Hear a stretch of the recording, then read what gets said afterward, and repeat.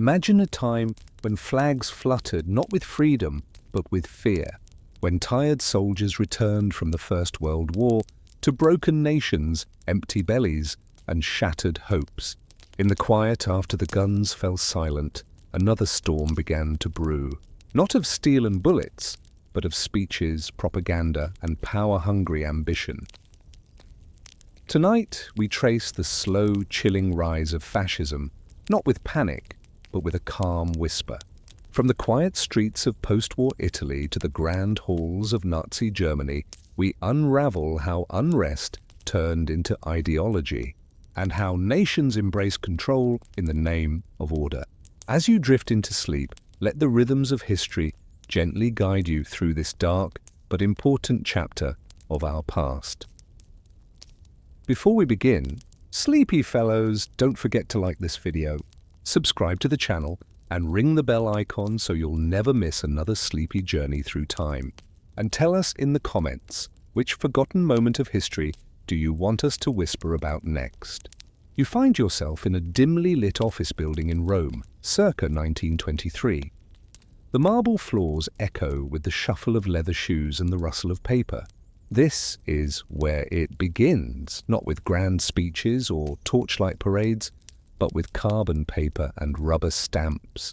The squadristi may have marched through the streets, but here in the Ministry of Interior, the real transformation happens one form at a time. The clerks arrive at 7:30 each morning, just as they have for decades. They hang their coats on numbered hooks, settle behind mahogany desks that bear the scratches and coffee rings of bureaucratic endurance. These men, and they are almost exclusively men, have perfected the art of moving slowly enough to appear industrious while accomplishing just enough to avoid dismissal. They speak in the soft murmur of office workers everywhere, discussing weather, family troubles, and the increasingly complex requirements for obtaining a travel permit. Look closer at their workspace. The walls are painted institutional yellow, that peculiar shade designed to neither stimulate nor soothe. Telegraph wires snake along the ceiling like technological vines, connecting this room to every province in Italy. Each clerk has his territory marked by piles of documents, requests for permits, reports on political activities, denunciations from neighbors, and the endless carbon copies that multiply every decision into bureaucratic offspring. The new government directives arrive in manila envelopes, sealed with red wax that cracks like thin ice when broken. These aren't the dramatic decrees you've heard about in history classes. Those come later, shouted from balconies. These are administrative changes that bore even the men paid to implement them. A new requirement that all the newspapers must submit lists of subscribers daily. A form that must accompany every package sent by mail. A registry for anyone who owns a typewriter. The clerks process these requests with the same methodical attention they give to dog licensing or street vendor permits. Take Giuseppe, for instance, a man who has worked at desk 14 for 23 years. His fingers are permanently stained with iron gall ink, and his spectacles have developed a permanent tilt from years of peering down at documents. Giuseppe doesn't particularly care for Mussolini or the fascists, but he cares even less for politics in general. What matters to him is maintaining the precise order of his document trays and ensuring that every paper that crosses his desk receives the correct rubber stamp in the correct location. When the directive arrives requiring all civil servants to join the fascist party, he fills out the application form with the same careful penmanship he uses for everything else. The two-layer membership fee is deducted from his salary automatically, just like his pension contribution. The filing system expands gradually, almost imperceptibly. Where once there were 3 categories of citizens, now there are 17. Each requires its own colored folder, its own stamp, its own bureaucratic ritual. The process of categorizing Italians becomes so complex that new clerks must attend special training sessions. They learn to distinguish between potentially subversive and subversive but inactive, between former socialist and relative of socialist, between Jewish by religious practice and Jewish by ancestry. These distinctions matter enormously to the system. even as they mean nothing to the people being sorted. Consider Maria, who visits the ministry to renew her teaching license. She has taught elementary school for 15 years, has never received a complaint, and can recite the entire multiplication table backwards if asked. But her license renewal is delayed because her grandfather once attended a socialist meeting in 1904. The clerk who processes her application, Giovanni at desk 22, writes a note in the margin of her file. He does this not from malice, but because the new guidelines require mention of any political associations, no matter how distant, in time or family relationship. The delay costs Maria 3 months of salary and requires her to submit additional documentation about her family's political history going back 2 generations. The paper itself becomes a character in this story. Thin, cheap stuff that tears easily and yellows in the Roman humidity. It travels through the building in leather pouches, carried by messenger boys who have memorized the complex network of offices. Each sheet must be signed by 3 different officials, each more important than the last. The signatures become elaborate performances, with junior clerks practicing their signature style to achieve the proper flourish that suggests authority without presumption. Rubber stamps multiply like rabbits. Property of the ministry. Confidential, seen by the undersecretary. Filed, but never returned or disregarded. Once paper enters the system, it becomes immortal, stored in basement archives where the temperature never varies and the silverfish thrive. The telephone system grows alongside the paperwork. At first, only the minister has one, a black candlestick device that requires shouting to be heard. Within a year, every department head has one, and the sound of bells ringing punctuates the day's monotony. The clerks develop a complex etiquette around phone calls, who may speak to whom, what topics require written follow-up, how to sound official while actually saying nothing.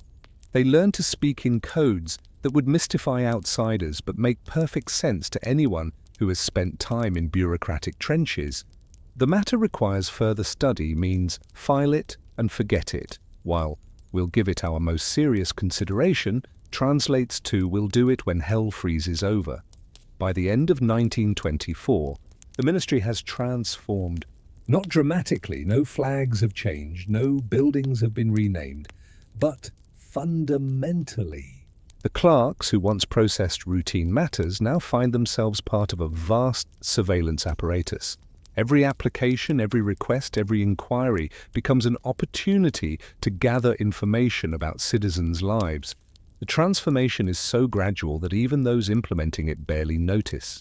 They still arrive at 7:30, still hang their coats on numbered hooks, still drink their morning coffee from chipped ceramic cups. But the paper they shuffle has taken on new weight, new meaning. Each form, each stamp, each signature is a small brick in the wall being built around Italian society. The question that haunts these offices is not whether the system works. Clearly it does, in its own lumbering fashion, but whether it could ever be dismantled. Once a population has been categorized, filed, and cross-referenced, can those classifications ever be erased? The clerks don't ask this question aloud. They have learned that some thoughts are best left unfiled, some observations best left unstamped. But as you watch them shuffle through another day's paperwork, you sense their awareness that they are creating something more permanent than they intended, something that will outlast their careful signatures and precise filing systems, something that other nations might study, adapt, and improve upon. What happens when bureaucracy becomes weaponized? When the mundane act of filling out forms becomes an instrument of control? These questions linger in the yellow-walled offices, unanswered and perhaps unanswerable. The rubber stamps continue their percussion, the carbon paper multiplies its copies, and the filing cabinets swallow another day's harvest of human data. Tomorrow will bring more paper, more categories, more finely sliced distinctions. Between Italians who are merely citizens and Italians who are merely problems waiting to be filed, the transformation of the Ministry of Interior's basement represents perhaps the most boring yet. terrifying aspect of fascism's bureaucratic infrastructure. What began as a simple filing system has evolved into something approaching omniscience, at least in theory. The basement stretches under 3 city blocks, connecting buildings through passages that few Romans know exist. Here, in the eternal twilight provided by flickering electric bulbs, the true nature of bureaucratic fascism reveals itself, not in dramatic gestures, but in the patient accumulation of mundane details that assemble themselves into a portrait of complete control. The index card system arrives in January 1925, introduced by a memorandum so dry that even the clerks who process it find their attention wandering. But its implications are revolutionary. Every Italian citizen, the directive states, will be represented by a standardized index card. The cards are manufactured to precise specifications, 3 inches by 5, heavy stock that won't tear during frequent handling, with a faint blue grid that helps clerks write in straight lines. Each card costs 7 centesimi to produce, an expense that requires its own authorization form, processed by a clerk who has never met any of the people whose lives will be summarized on these rectangles of paper. The information required for each card would exhaust most people's patience if they knew it was being collected.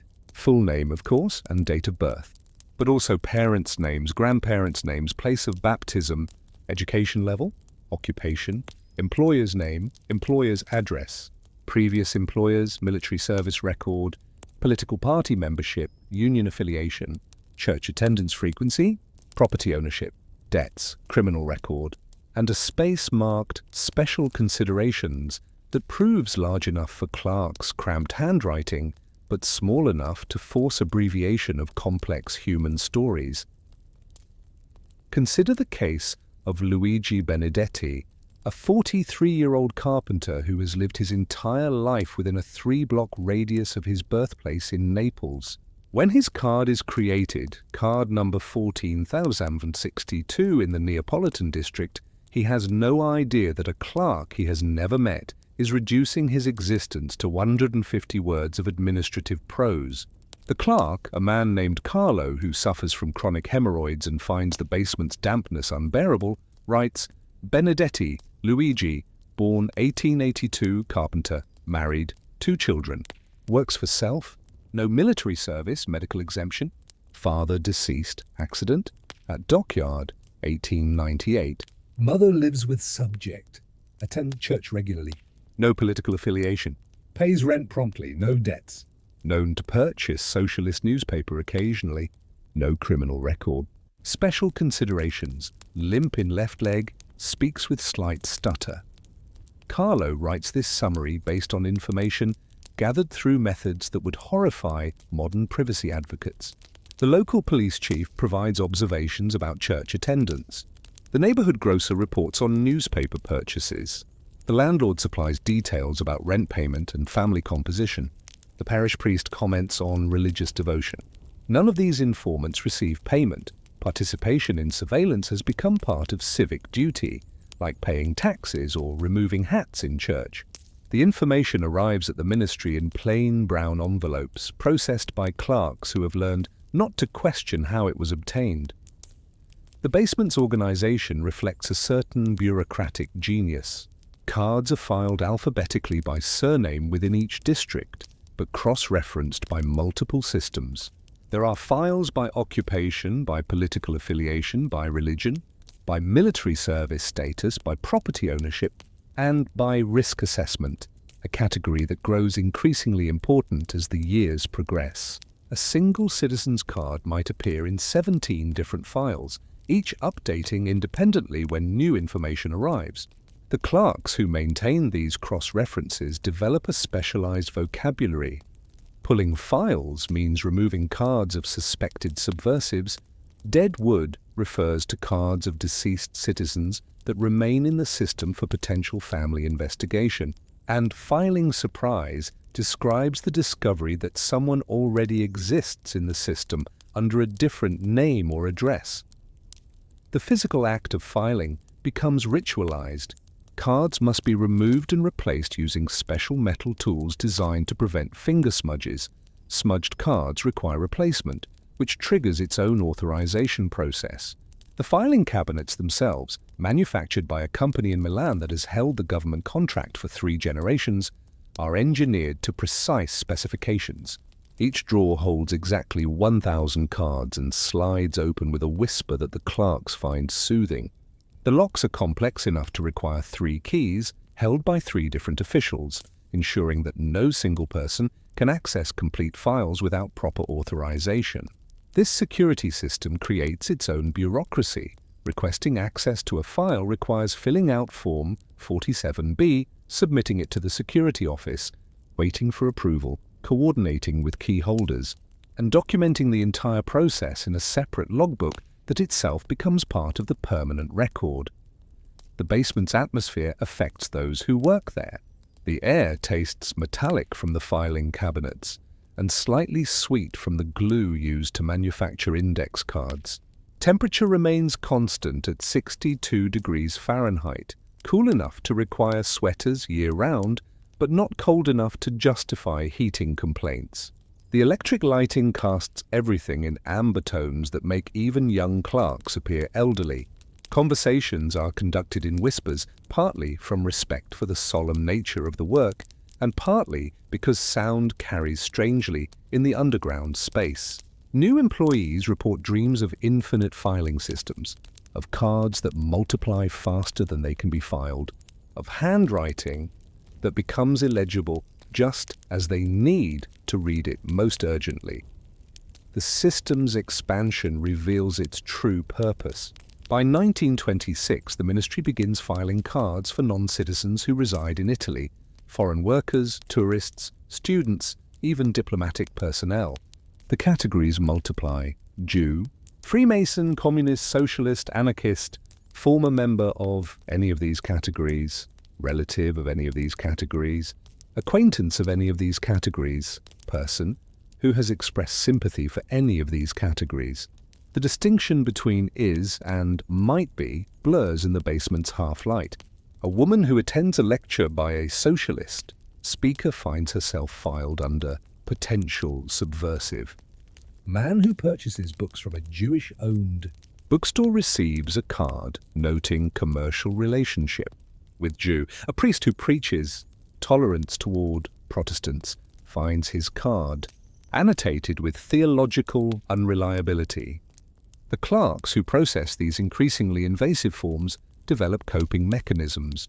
Some focus on the mechanical aspects of their work, ensuring every card is perfectly aligned, every stamp placed with geometric precision.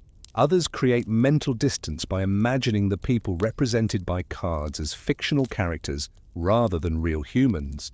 One clerk, a woman named Anna, who has worked in the basement for 8 years, tells herself she is maintaining historical records rather than enabling political persecution.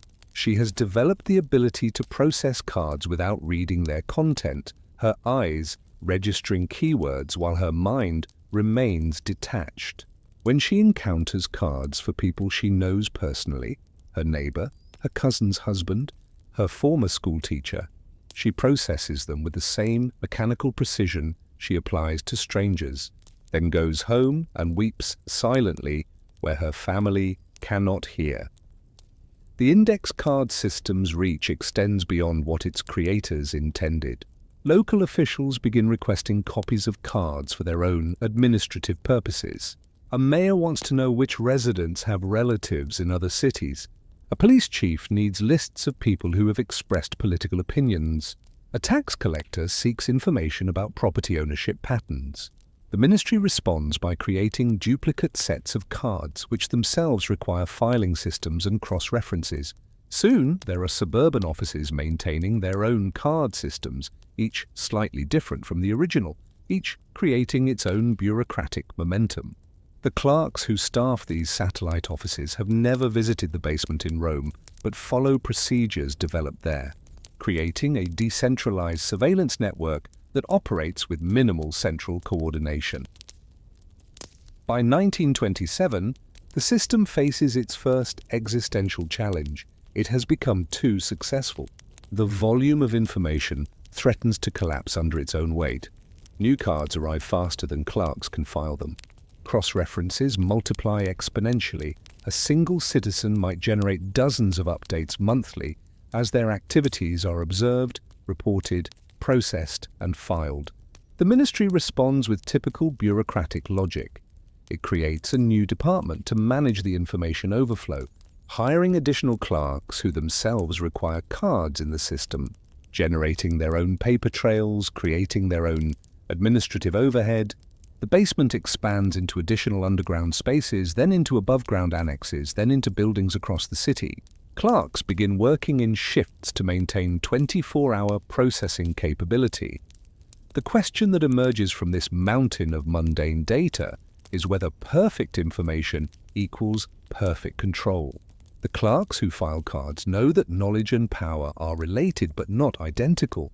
A card describing someone's political sympathies doesn't reveal whether they will act on those sympathies. A notation about church attendance doesn't predict future behavior. The system creates an illusion of omniscience while actually providing only snapshots of past activities, filtered through multiple layers of observation and interpretation before reaching the basement's filing cabinets. Yet the illusion persists both among those who operate the system and those who are subject to it. The index cards become reality. You are what the card says you are, regardless of the complex human being that exists beyond the 3x5 rectangle of administrative summary. The final transformation of bureaucratic fascism occurs not through deliberate planning but through technological accident. Carbon paper, invented decades earlier for business correspondence, becomes the medium through which information flows like blood through the fascist state's circulatory system. What begins as a simple method for creating duplicate documents evolves into a nervous system that connects every office, every official, every citizen in a web of reproduced text that cannot be easily destroyed or controlled. The clerks who have spent years perfecting their rubber stamp technique now become masters of carbon paper placement, understanding instinctively how many sheets can be duplicated at once, how much pressure to apply with the typewriter keys, how to align pages so that the copies remain legible despite the smudging that accumulates through multiple reproductions. The carbon paper arrives at the ministry in bulk shipments from a factory in Turin that has converted from manufacturing cigarette papers to producing the thin, inky sheets that will define bureaucratic communication.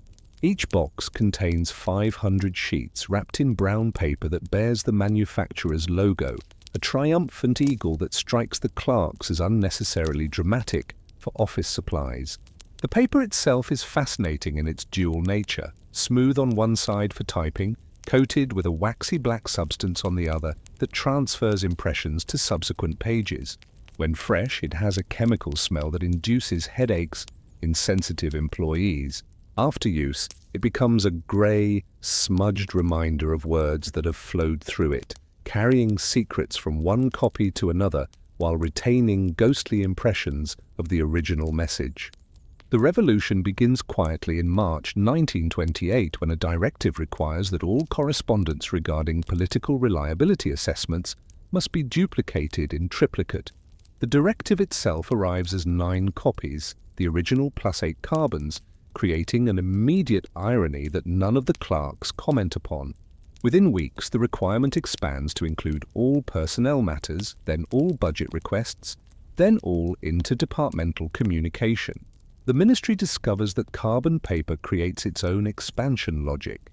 If something is worth duplicating for one department, surely it merits copying for others. Soon, every desk features a stack of carbon paper sheets, each clerk becoming a small-scale publishing operation that distributes information according to protocols that nobody fully understands but everyone follows precisely. Consider the case of a simple letter requesting additional pencils for the statistics office.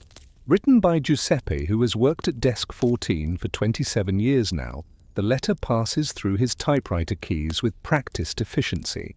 He inserts 2 sheets of carbon paper between 3 sheets of letterhead, creating an original plus 2 copies.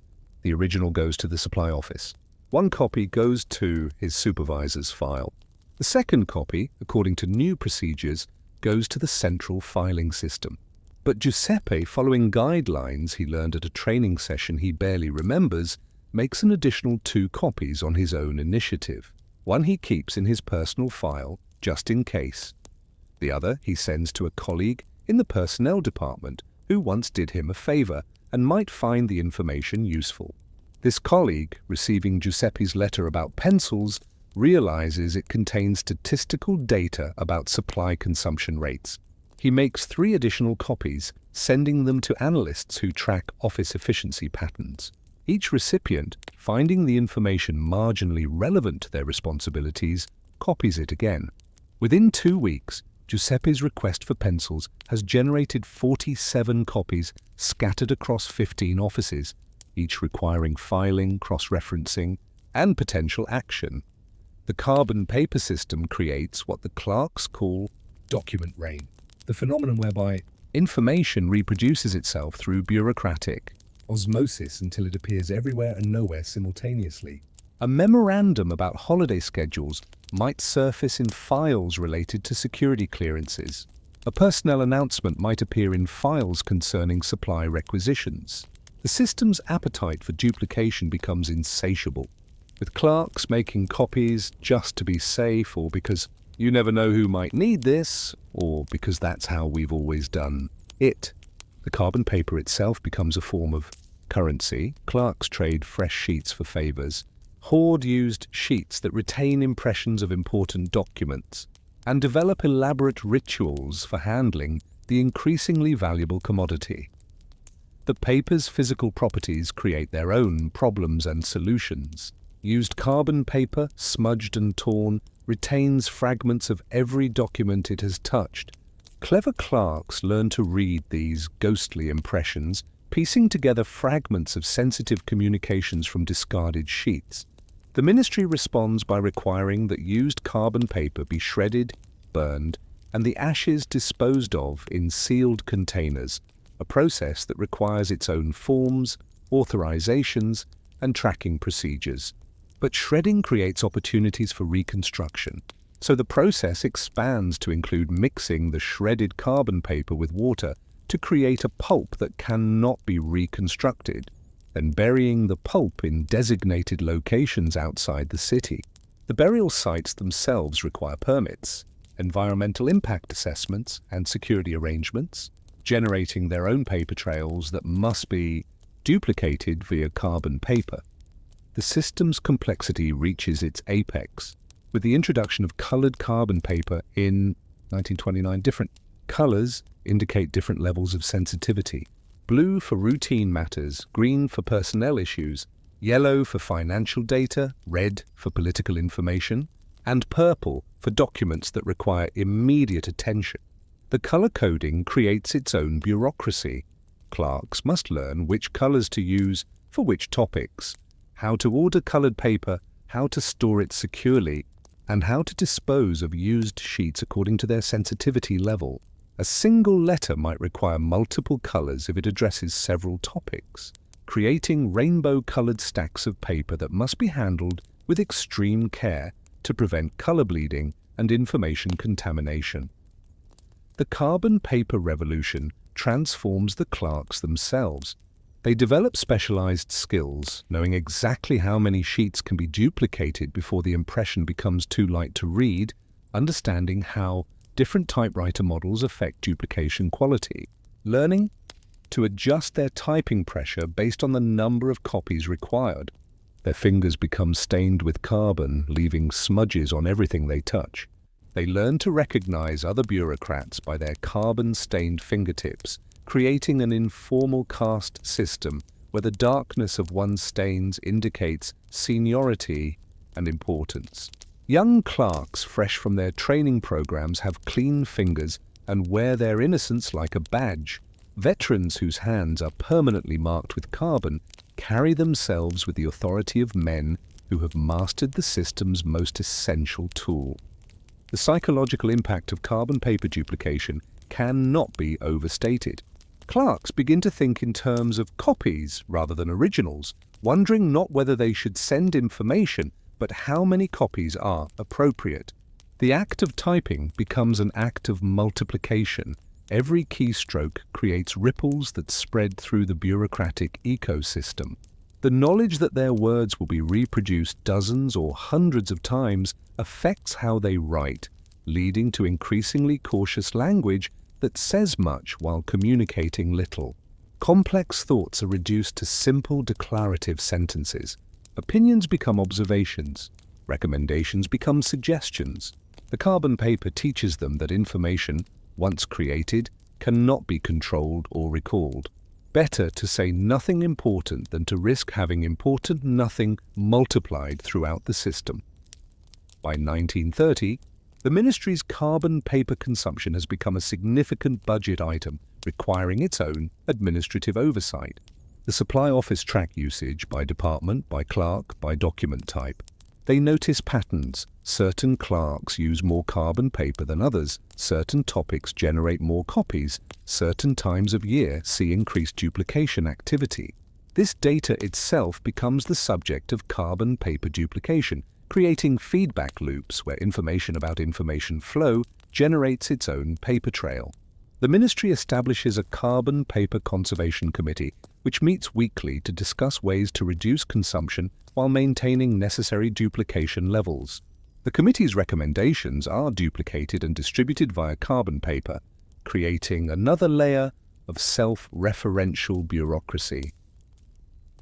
The ultimate question posed by the carbon paper revolution concerns permanence and control. In a world where every document exists in multiple copies, where information reproduces itself through bureaucratic processes that nobody fully understands, how can anything ever truly disappear? The clerks who operate this system understand intuitively that they have created something that cannot be easily dismantled. Even if the original documents are destroyed, the copies remain. Even if the copies are shredded, the carbon paper retains ghostly impressions. Even if the carbon paper is pulped and buried, the information exists in the memories of those who processed it, ready to be recreated when needed. The system has achieved a kind of immortality through duplication, ensuring that the mundane details it collects will outlast the regime that created it. The carbon paper revolution concludes, not with dramatic flourish, but with the quiet realization that perfect duplication equals perfect control, not of people, but of information about people. In the yellow-walled offices where rubber stamps continue their daily percussion, where index cards multiply in their filing cabinets, where telegraph wires hum with encoded instructions, the clerks understand that they have built something more enduring than they intended. They have created a system where bureaucracy itself becomes the state, where the act of duplication ensures that no piece of information can ever truly disappear. The used carbon paper piles up in special containers, waiting for burial in designated sites where future archaeologists might one day puzzle over fragments of mundane communications that somehow, through patient accumulation, became instruments of totalitarian control. As you drift towards sleep, consider the ultimate lesson of bureaucratic fascism. It succeeds not through dramatic gestures or charismatic leadership, but through the patient accumulation of mundane details that assemble themselves into portraits of complete control. The rubber stamps, index cards, and carbon paper create an architecture of surveillance so boring that even its architects grow sleepy contemplating it. Yet this very boredom becomes its genius. Who would rebel against a system whose most dramatic feature is its filing efficiency? The clerks who shuffle papers today are building the foundation for governments that will catalogue their grandchildren's lives with equal precision. In the distance, you can almost hear the whisper of carbon paper sliding between documents, multiplying words like seeds that will grow into forests of control. You wouldn't expect to find the nervous system of fascism in a room that smells of lavender water and face powder, where young women sit in straight-backed chairs, speaking in the modulated tones that their training has perfected. But here you are in the telephone exchange of Milan's central post office, circa 1928, where the rise of Mussolini's regime is, measured not in marches or monuments, but in the increased efficiency of human voices. connecting other human voices through a web of wires and switches that none of them fully understand. These operators, young women mostly, between 18 and 25, from respectable families that consider this work acceptable only because it is temporary and closely supervised, have become the regime's most effective intelligence gatherers without realizing they are anything more than polite voices, helping people make telephone calls. The training program for telephone operators has expanded from 3 weeks to 6 months since the fascists took power, though the technical aspects of operating a switchboard haven't grown more complex. The additional time is devoted to teaching these young women how to listen, not just to hear, but to listen with the specific attention that bureaucratic fascism requires. They learn to recognize voices, to remember patterns of calling, to notice when someone who usually makes 2 calls per week suddenly makes 8, to identify the subtle differences between business calls and personal calls, between calls that end with arrivederci and those that conclude with more cryptic farewells. Their instructor, Signora Bianchi, who has worked in telephone exchanges since 1912 and remembers when calls were connected by boys who shouted into speaking tubes, teaches them that good telephone service requires understanding not just what is said, but what is meant by what is said. The physical space of the exchange room reflects the peculiar intersection of technology and femininity that defines this form of surveillance. The walls are painted a pale rose that the management believes will keep the young women calm during busy periods. Each operator sits at a mahogany switchboard that curves around her like a semicircular desk, with jacks and plugs arranged in patterns that become as familiar as the layout of their childhood homes. The headsets they wear are heavy leather affairs that leave marks on their carefully styled hair, but they have learned to position them so that one ear remains partially uncovered, allowing them to hear both the caller and any conversations happening around them. This dual hearing becomes essential to their expanded role, not just connecting calls, but monitoring the emotional tone of conversations, noting who sounds nervous, who speaks in whispers, who changes their manner of speaking when they realize others might be listening. The young women develop their own professional culture, complete with terminology that would puzzle outsiders. A long ring is someone who lets the phone ring excessively before answering, possibly indicating they were expecting an important call. A quick talker finishes conversations unusually fast, perhaps suggesting coded communication. A voice changer modifies their tone during conversations, possibly revealing something to hide. They learn to distinguish between the regional accents that flow through their boards, Sicilian vowels stretched like taffy, Venetian consonants clipped sharp as scissors, Roman speech that slides between formal and familiar with dangerous ease. These distinctions matter because the regime is particularly interested in communication between regions, in conversations that cross the invisible boundaries that separate the North from the South, the urban from the rural, the loyal from the potentially disloyal. Consider the workday of Giuseppina, a 20-year-old operator who has been working the morning shift for 8 months. She arrives at 6:30, having walked from her family apartment through streets that are just beginning to stir with early activity. Her uniform, navy blue skirt, white blouse, black shoes with low heels, must pass inspection by the shift supervisor, who checks for wrinkled fabric, inappropriate jewelry, or excessive makeup that might distract from the serious business of telephone operation. Giuseppina's station is number 14, a switchboard that handles calls from the business district and several government offices. She has developed an intimate knowledge of her regular callers, the lawyer who phones his mistress every Tuesday at 10:30, the restaurant owner who checks with his suppliers each morning, the government clerk who receives calls from numbers that Giuseppina has learned to recognize as belonging to various ministries. She knows these people's schedules, their voices, their telephone manners, their small talk patterns.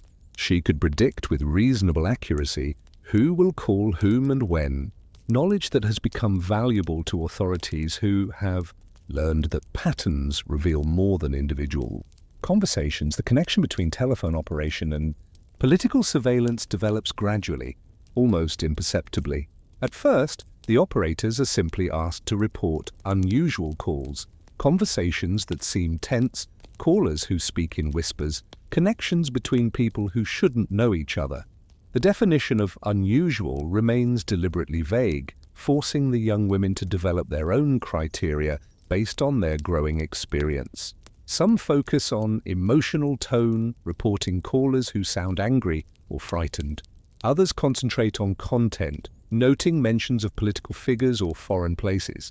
Still others track patterns, identifying people who receive calls at unusual hours or from unusual locations. Their reports, written on special forms during their breaks, are collected by supervisors who forward them to authorities that the operators never meet and whose purposes they understand only vaguely. The technology itself creates opportunities for expanded surveillance. The switchboards allow operators to listen to conversations without the callers knowing, a feature originally intended for quality control but now repurposed for intelligence gathering. They learn to manipulate the connection to create subtle delays that might cause callers to repeat themselves or speak more plainly. They discover that certain combinations of jacks and plugs create connections that can be monitored by multiple operators simultaneously, allowing for collaborative listening sessions where several young women share the burden of tracking complex conversations. The physical strain of this work, hours of concentrated listening, while maintaining the appearance of routine operation, leads to headaches, ear problems, and what the operators call telephone fatigue, a condition characterized by difficulty distinguishing between important and trivial conversations, between normal and suspicious behavior, between the job and life outside the exchange.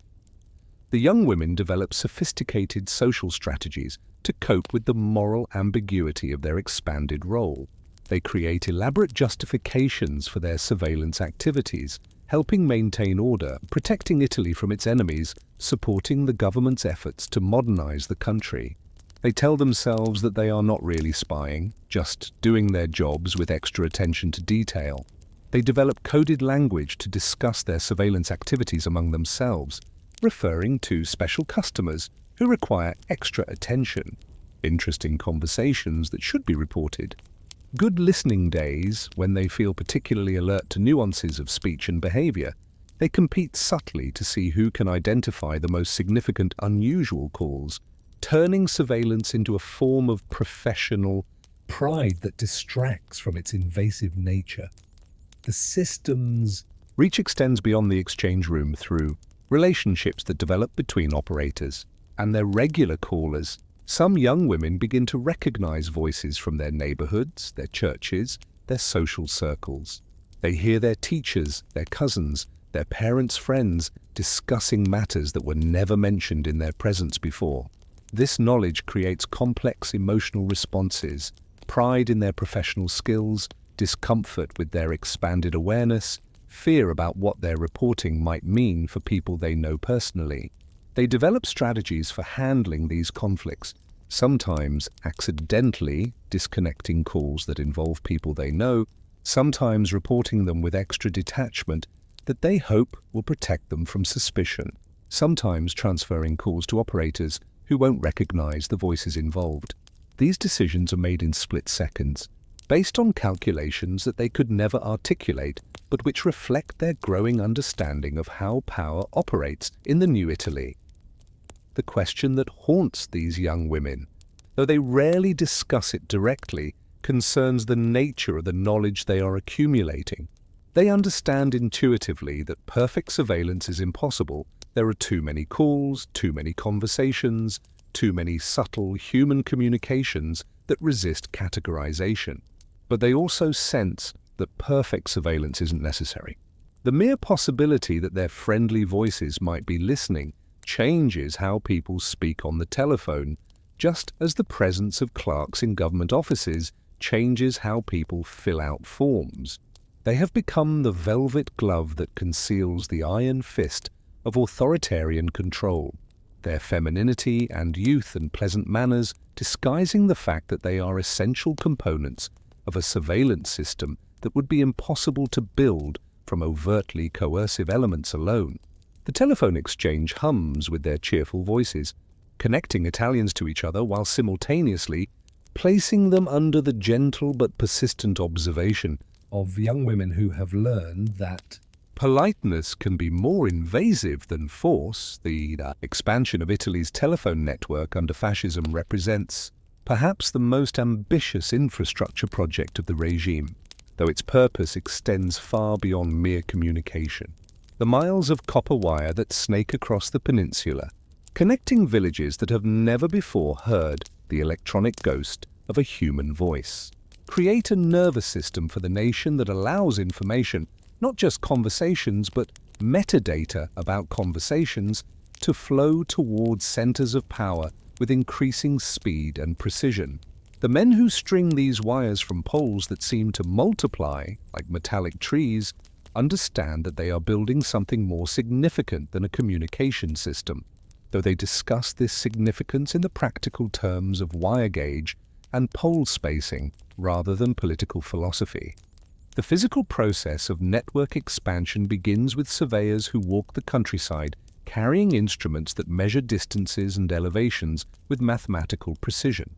These men, trained in engineering schools that emphasize the romance of infrastructure development, see themselves as modernizers bringing Italy into the 20th century.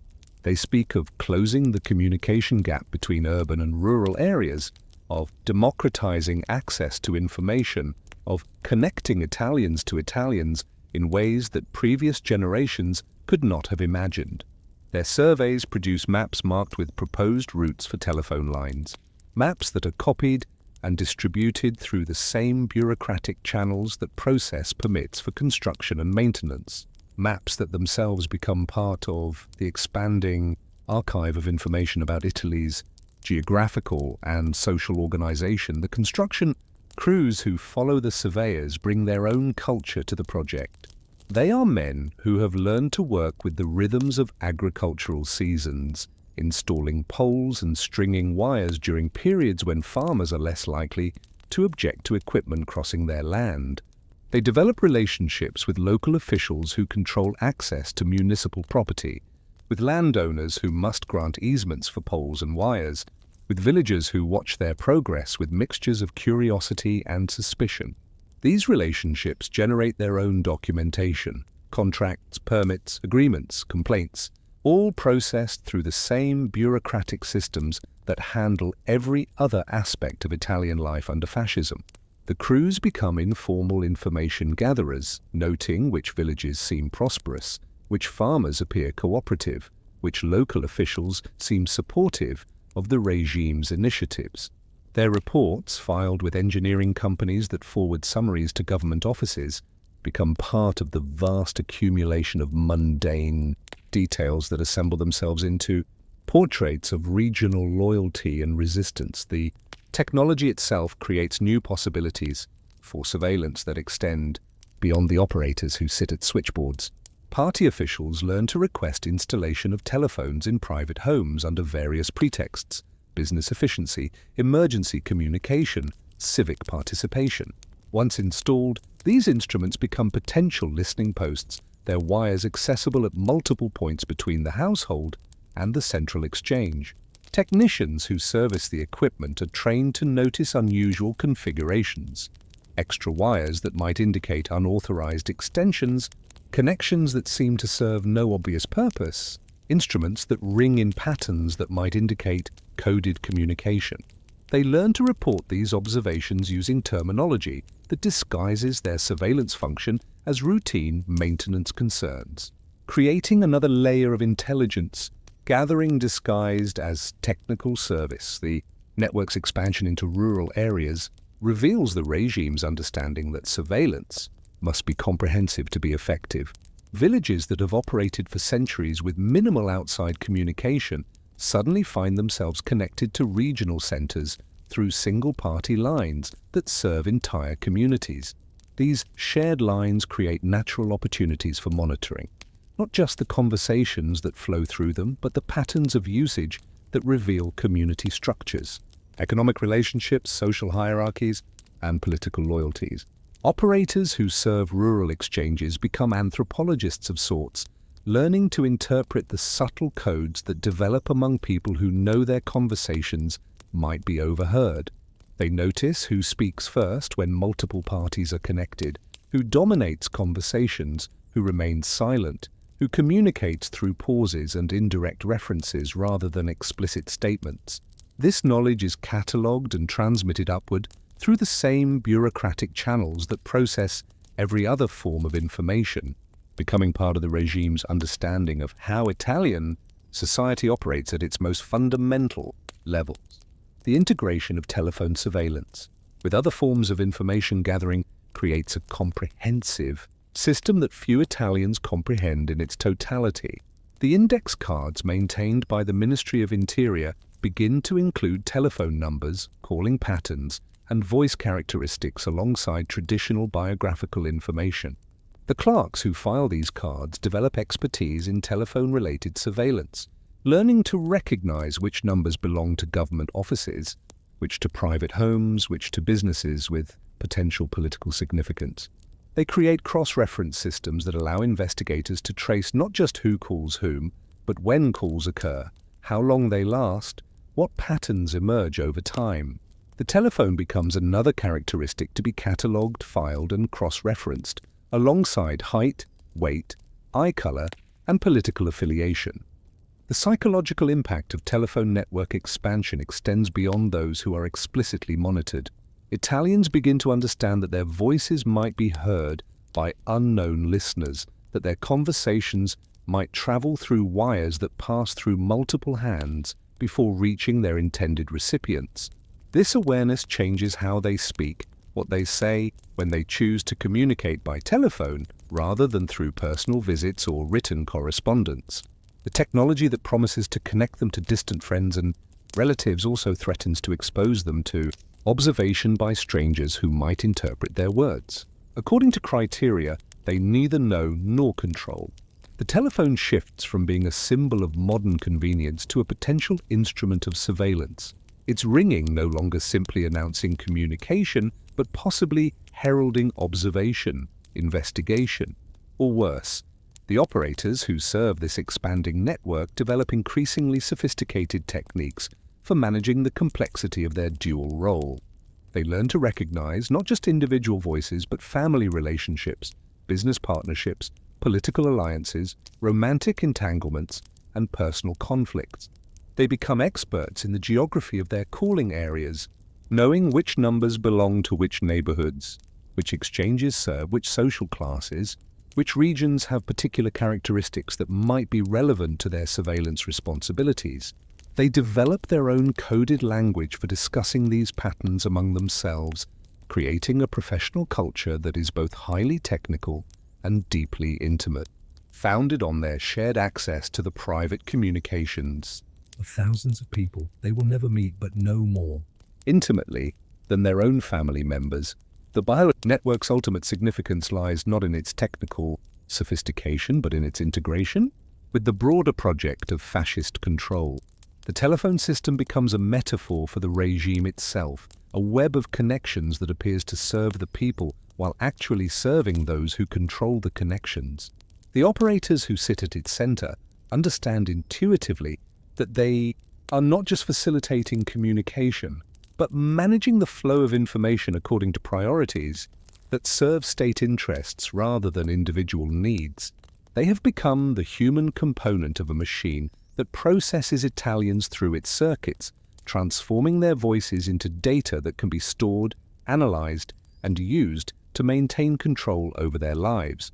The gentle sound of their voices, "Number please," conceals the fact that they are gatekeepers to a system that records, remembers, and reports on every conversation that passes through their boards.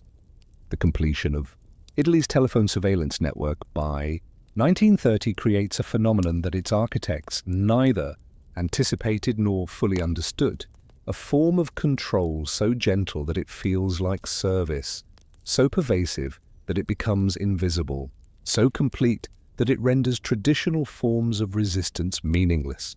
The young women who operate the switchboards have evolved from simple connectors of calls to curators of a vast social archive, their memories filled with thousands of voices they can recognize instantly, their understanding of social networks so sophisticated that they could reconstruct Italian society from the patterns of telephone communication alone. They have become, without realizing it, the human face of a system that knows more about Italians than Italians know about themselves. The daily routine of these operators reveals the subtle tyranny that has emerged from their expanded role. They arrive for their shifts carrying small notebooks in which they have recorded observations from their previous sessions, patterns that seemed unusual, voices that were unfamiliar, conversations that contained words or emotional tones that might be significant. These notebooks are personal rather than official, created through their own initiative rather than formal requirements, representing their evolution from employees to participants in a surveillance system that has become more real to them than the society it monitors. They share these observations during their breaks, comparing notes, developing theories, creating collective knowledge that exceeds any individual's capacity to observe and remember. Their conversations during these periods have developed their own character. Technical discussions about equipment intermingled with analysis of social patterns, complaints about working conditions alongside speculation about the significance of particular calling patterns, personal gossip mixed with professional, assessment of which customers require particular attention. The data integration of telephone surveillance with other information systems creates a comprehensive portrait of Italian society that operates independently of the individuals it describes. The operators understand that their observations become part of larger databases, index cards maintained by the Ministry of Interior, files compiled by local officials, reports generated by party organizations that collectively create what might be called a bureaucratic doppelganger of Italian society. This duplicate society exists primarily on paper and in official memories, but it becomes more important than the real society it supposedly represents. When conflicts arise between the official version and lived experience, the official version prevails because it is what the state knows and responds to. A man might be innocent of the suspicions attached to his telephone calling patterns, but his innocence matters less than the pattern itself, which has become part of his permanent administrative identity. The operators develop sophisticated ethical frameworks for managing the moral ambiguity of their work. Some adopt what they call professional detachment, treating their surveillance activities as technical rather than moral challenges, focusing on the accuracy of their observations rather than their implications. Others embrace benevolent intervention, believing that their reports might help authorities distinguish between genuine threats and innocent behavior, potentially protecting people from more severe forms of investigation.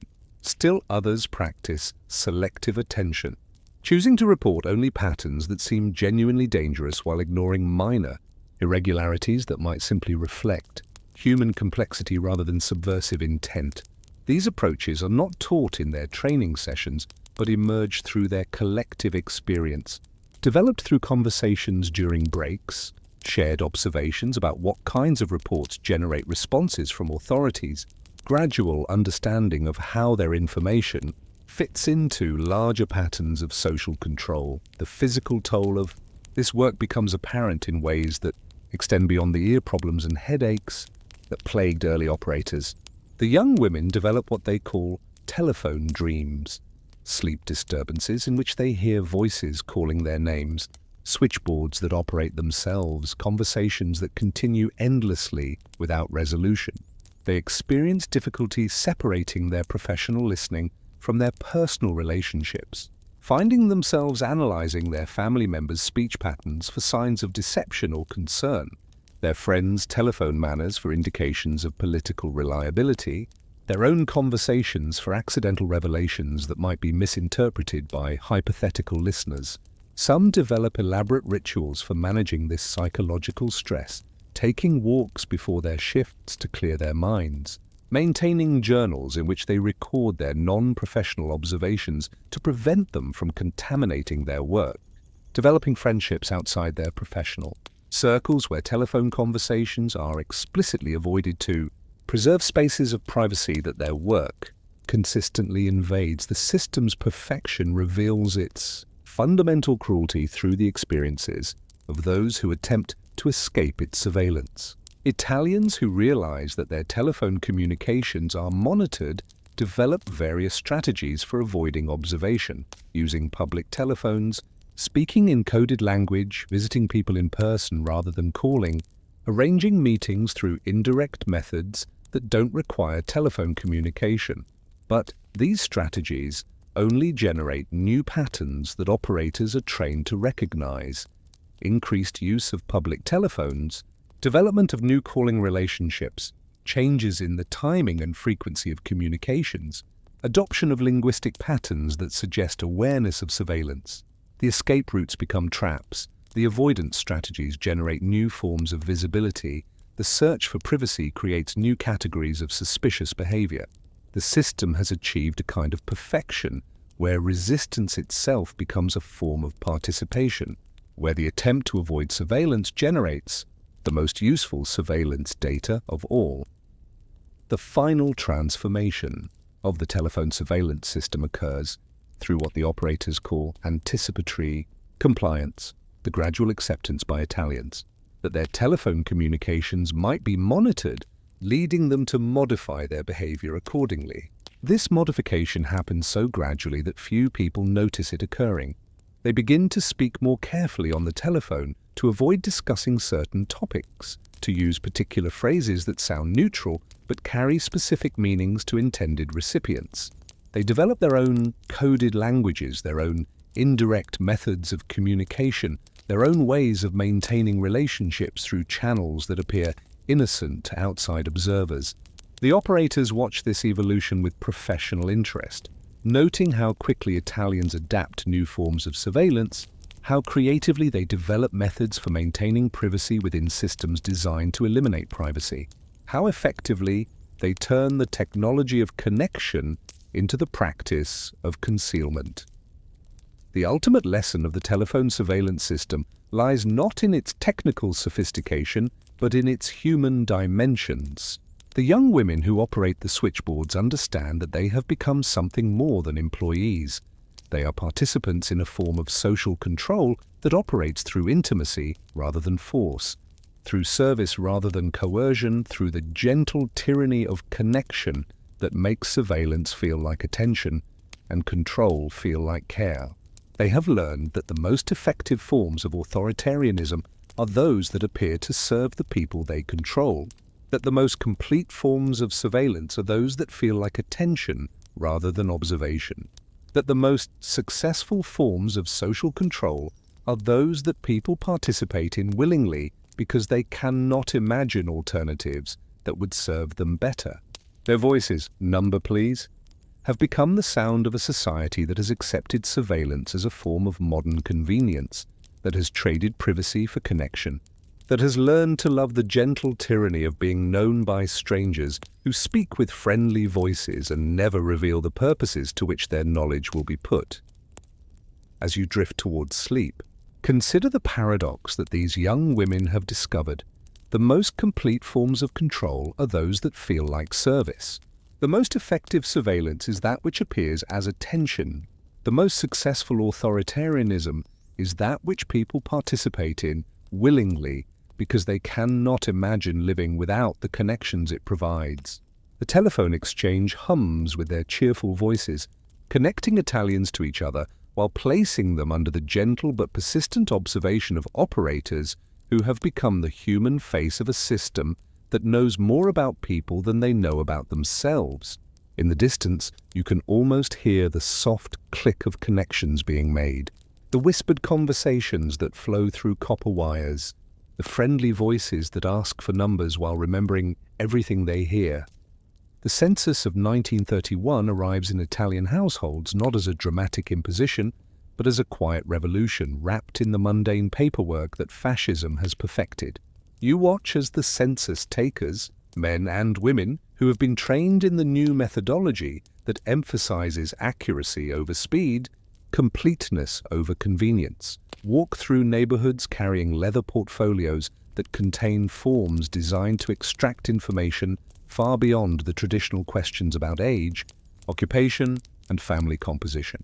These portfolios, manufactured by a company in Bologna that has held the government contract for 3 generations, represent the culmination of bureaucratic evolution that began with simple index cards and has expanded into a comprehensive system for cataloguing the most intimate details of Italian life. The census takers understand that they are not merely counting Italians, but creating them through the act of classification, transforming living human beings into data points that will be filed, cross-referenced, and used to construct the statistical reality that will replace the messy complexity of actual Italian society. The training for census taking has expanded from a single afternoon of instruction to a 6-week program that combines technical education with political indoctrination. Though the political elements are presented in the language of civic responsibility rather than ideological commitment, the trainees learn to ask questions that seem innocent but are designed to elicit information about political sympathies, social networks, economic relationships, and family histories that extend backward for generations. They practice the neutral facial expressions that will prevent their reactions from influencing responses, the casual conversational style that will put respondents at ease, the efficient note-taking techniques that will allow them to capture information quickly while maintaining the appearance of thorough attention to their subjects' answers. Their instructor, a man who has participated in every census since 1901 and remembers when the process required only basic literacy and legible handwriting, teaches them that modern census taking is as much art as science, requiring the ability to make people feel comfortable while extracting information they might not realize is significant.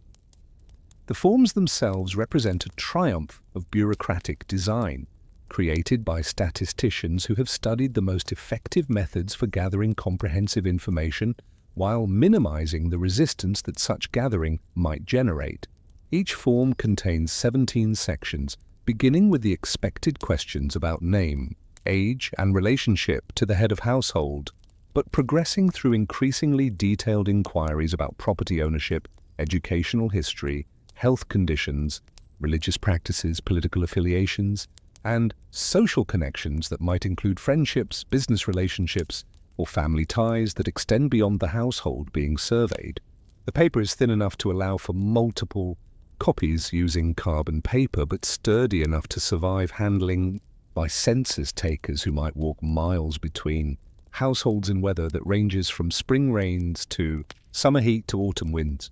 The ink is formulated to resist smudging, but not so permanent that errors cannot be corrected using special fluids that themselves require authorization forms to obtain.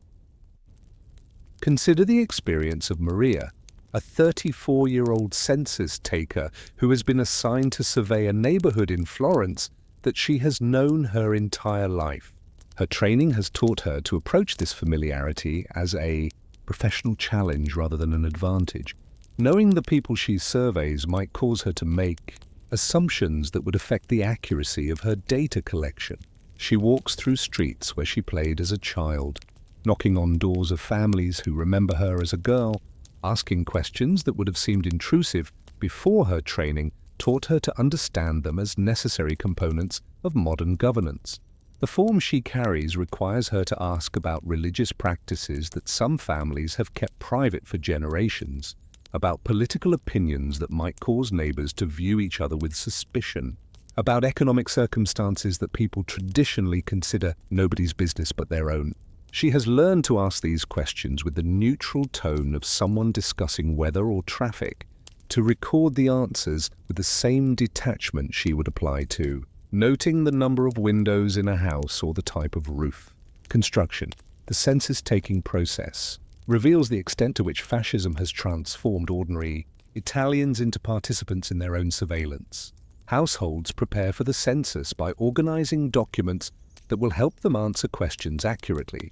Property deeds, birth certificates, marriage licenses, employment records, tax forms, church membership certificates, school attendance records. This preparation represents a form of self-surveillance, as families review their own histories looking for information that might be requested, considering how to present their circumstances in ways that will seem appropriate to government officials, discussing among themselves what questions they might be asked and how they should respond. The census becomes not just a count of Italians, but a process through which Italians learn to view themselves through the eyes of the state, to understand their own lives in terms of categories that have been created for administrative convenience rather than human understanding. The census takers develop their own professional culture, complete with terminology that reflects their expanded role in the surveillance system. A complete count refers to a household where every member has been surveyed without resistance or complication, a situation that occurs less frequently as the questionnaires become more detailed. A difficult interview describes a household where respondents are reluctant to answer questions or provide information that seems too personal or potentially problematic. A special case indicates a household that has been flagged for additional attention based on information that emerges during the census process. Political connections, religious affiliations, economic circumstances, or family relationships that might be relevant to authorities. These terms are not part of their official training, but emerge through their collective experience, creating a shared language that allows them to discuss their work without revealing its surveillance function to outsiders.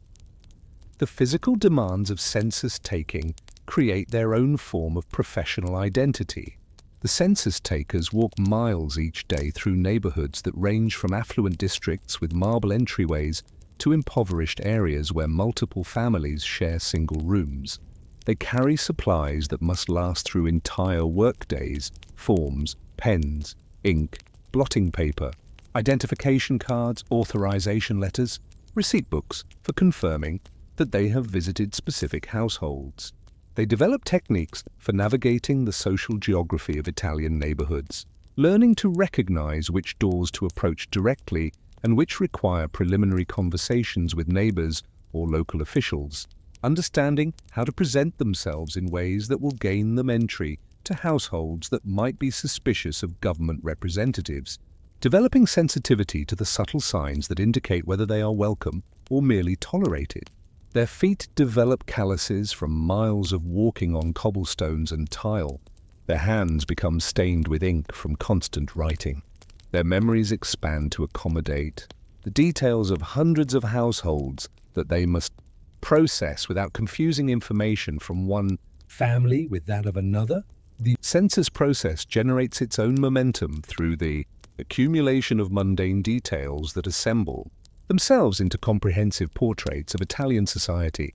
Each household surveyed creates data points that must be processed, filed, cross-referenced, and analyzed by clerks who have never met the people they are cataloging but develop expertise in interpreting the significance of particular responses.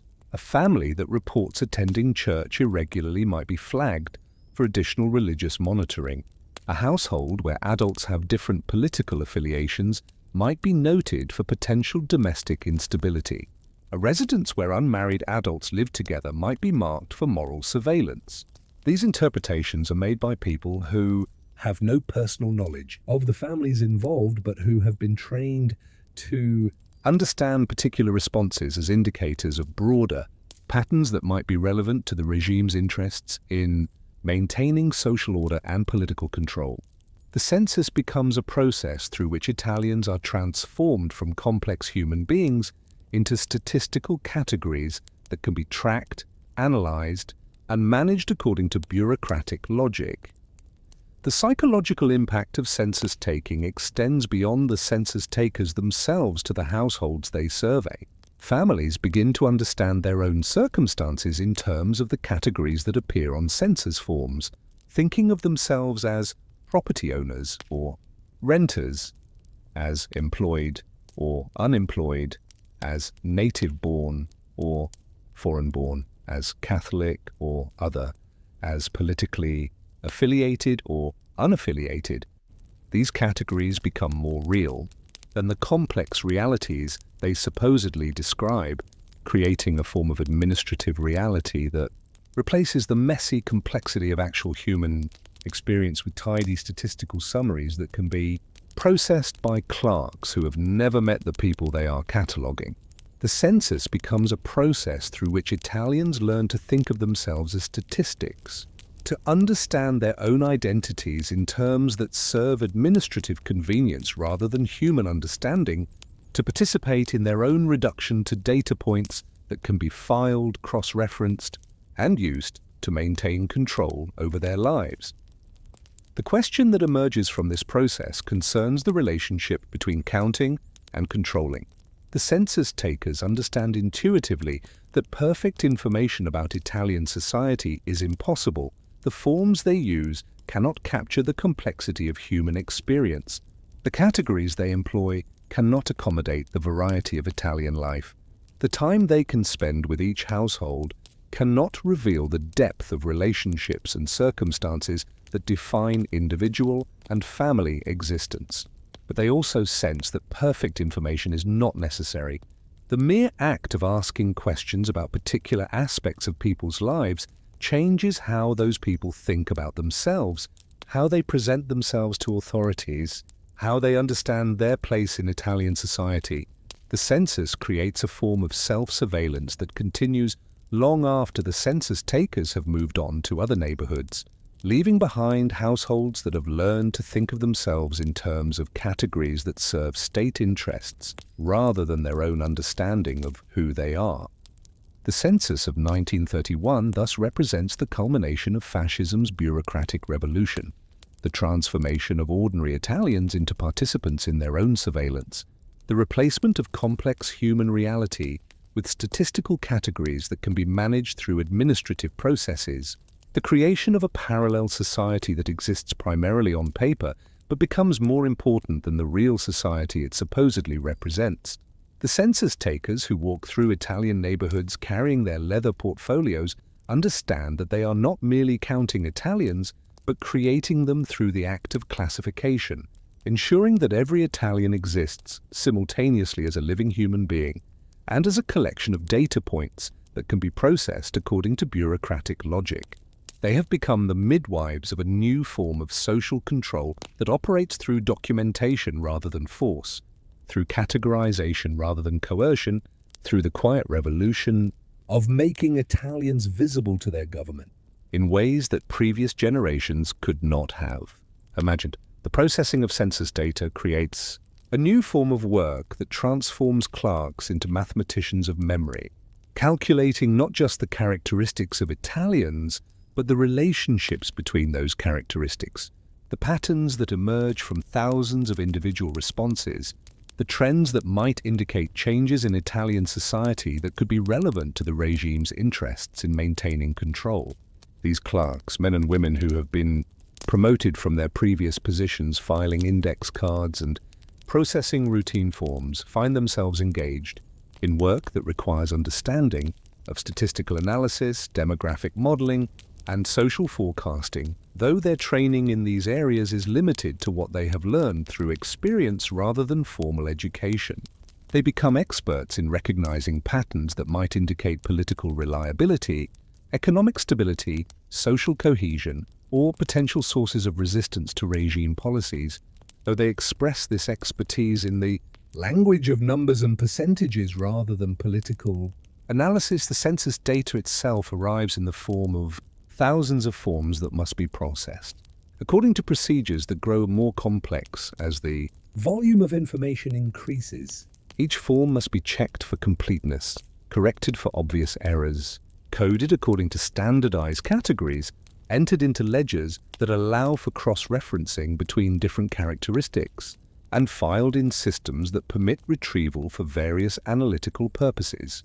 The clerks who perform this work develop expertise in interpreting handwriting that ranges from elegant copperplate to hurried scratches, in recognizing names that might be misspelled or addresses that might be incomplete, in understanding responses that seem contradictory or confusing. They become experts in Italian society through the act of processing information about it, developing knowledge that extends from regional naming patterns to economic relationships between different social classes, from religious practices in various parts of the country to political affiliations that might be indicated through family relationships or employment. History, the physical space where this Processing occurs reflects the mathematical nature of the work. The walls are painted institutional green, a color chosen by administrators who believe it promotes concentration and accuracy. Each clerk sits at a desk equipped with calculating machines that can add, subtract, multiply, and divide with mechanical precision, though they require careful manipulation to produce accurate results. The air is filled with the sound of these machines, their keys clicking in rhythms that create their own form of music. Accompanied by the rustle of paper as forms are moved from one pile to another, the scratching of pens as corrections are made, the occasional murmur of conversation as clerks consult with each other about particular forms that present unusual challenges. The room smells of ink, paper, and the faint oil that keeps the calculating machines operating smoothly, creating an atmosphere that is both industrial and intellectual, suggesting the transformation of human complexity into mechanical precision. Consider the work of Alberto, a 47-year-old clerk who has been processing census forms for 8 months. He specializes in forms from rural areas, having developed expertise in recognizing the subtle distinctions between different types of agricultural employment, understanding the relationships between landowners and workers that might be relevant to political reliability, knowing how to interpret responses about religious practices that might indicate loyalty to the regime or potential resistance to its policies. Alberto's desk is covered with reference materials, maps that show the geographical distribution of different types of farms, lists of political organizations that operate in rural areas, guides to religious denominations that might be found in particular regions, directories of government offices that might be relevant to particular types of rural enterprises. He has become an expert in Italian rural society without ever having visited most of the areas he processes information about, his knowledge based entirely on the thousands of forms that have passed through his hands and the patterns he has learned to recognize in the data they contain. The processing of census data creates its own form of professional culture, complete with terminology that reflects the mathematical nature of the work. A clean form is one that can be processed without corrections or additional research, a situation that occurs rarely as the questionnaires become more detailed. A problem case describes a household where the information provided seems inconsistent or potentially significant for political or social reasons. A pattern match occurs when information from one form seems similar to information from other forms, suggesting relationships that might be relevant to authorities. These terms are not part of official training, but emerge through collective experience, creating a shared language that allows clerks to discuss their work while maintaining the appearance of neutral data processing rather than political analysis or social surveillance. The mathematical analysis of census data requires clerks to think in terms of relationships rather than individuals, patterns rather than specific cases, trends rather than particular circumstances. They learn to recognize when particular surnames appear frequently in certain geographical areas, when employment patterns suggest economic changes that might have political implications, when religious affiliations indicate potential sources of opposition to regime policies, when family relationships suggest social networks that might require monitoring or intervention. These recognitions are not expressed in terms of individual people, but in terms of statistical categories, percentages, ratios, distributions, correlations that can be calculated using their mechanical adding machines and recorded in ledgers that allow for tracking changes over time. The clerks become sociologists without realizing it, their expertise based on their intimate knowledge of thousands of individual cases that they process not as human stories, but as data points that contribute to larger patterns they are trained to recognize and report. The accuracy required for census data processing creates its own form of professional pride among the clerks who perform this work. They understand that their calculations will be used to make decisions about resource allocation, political appointments, infrastructure development, and social policies that will affect thousands of people they will never meet. They develop elaborate systems for checking their work, recalculating totals, cross-referencing between different categories, comparing current results with data from previous censuses, consulting with colleagues about forms that present unusual challenges. Their work becomes a form of craftsmanship, though they express this pride in terms of accuracy and efficiency rather than creativity or insight. They compete subtly to see who can process the most forms without errors, who can recognize patterns most quickly, who can develop the most efficient systems for managing the overwhelming volume of information that flows through their office daily. The psychological impact of this work extends beyond the clerks themselves to affect how they understand Italian society and their place within it. Processing thousands of forms about other people's lives creates a form of intimacy that differs fundamentally from personal relationships. It is based entirely on information rather than experience, on categories rather than individuals, on patterns rather than particular circumstances.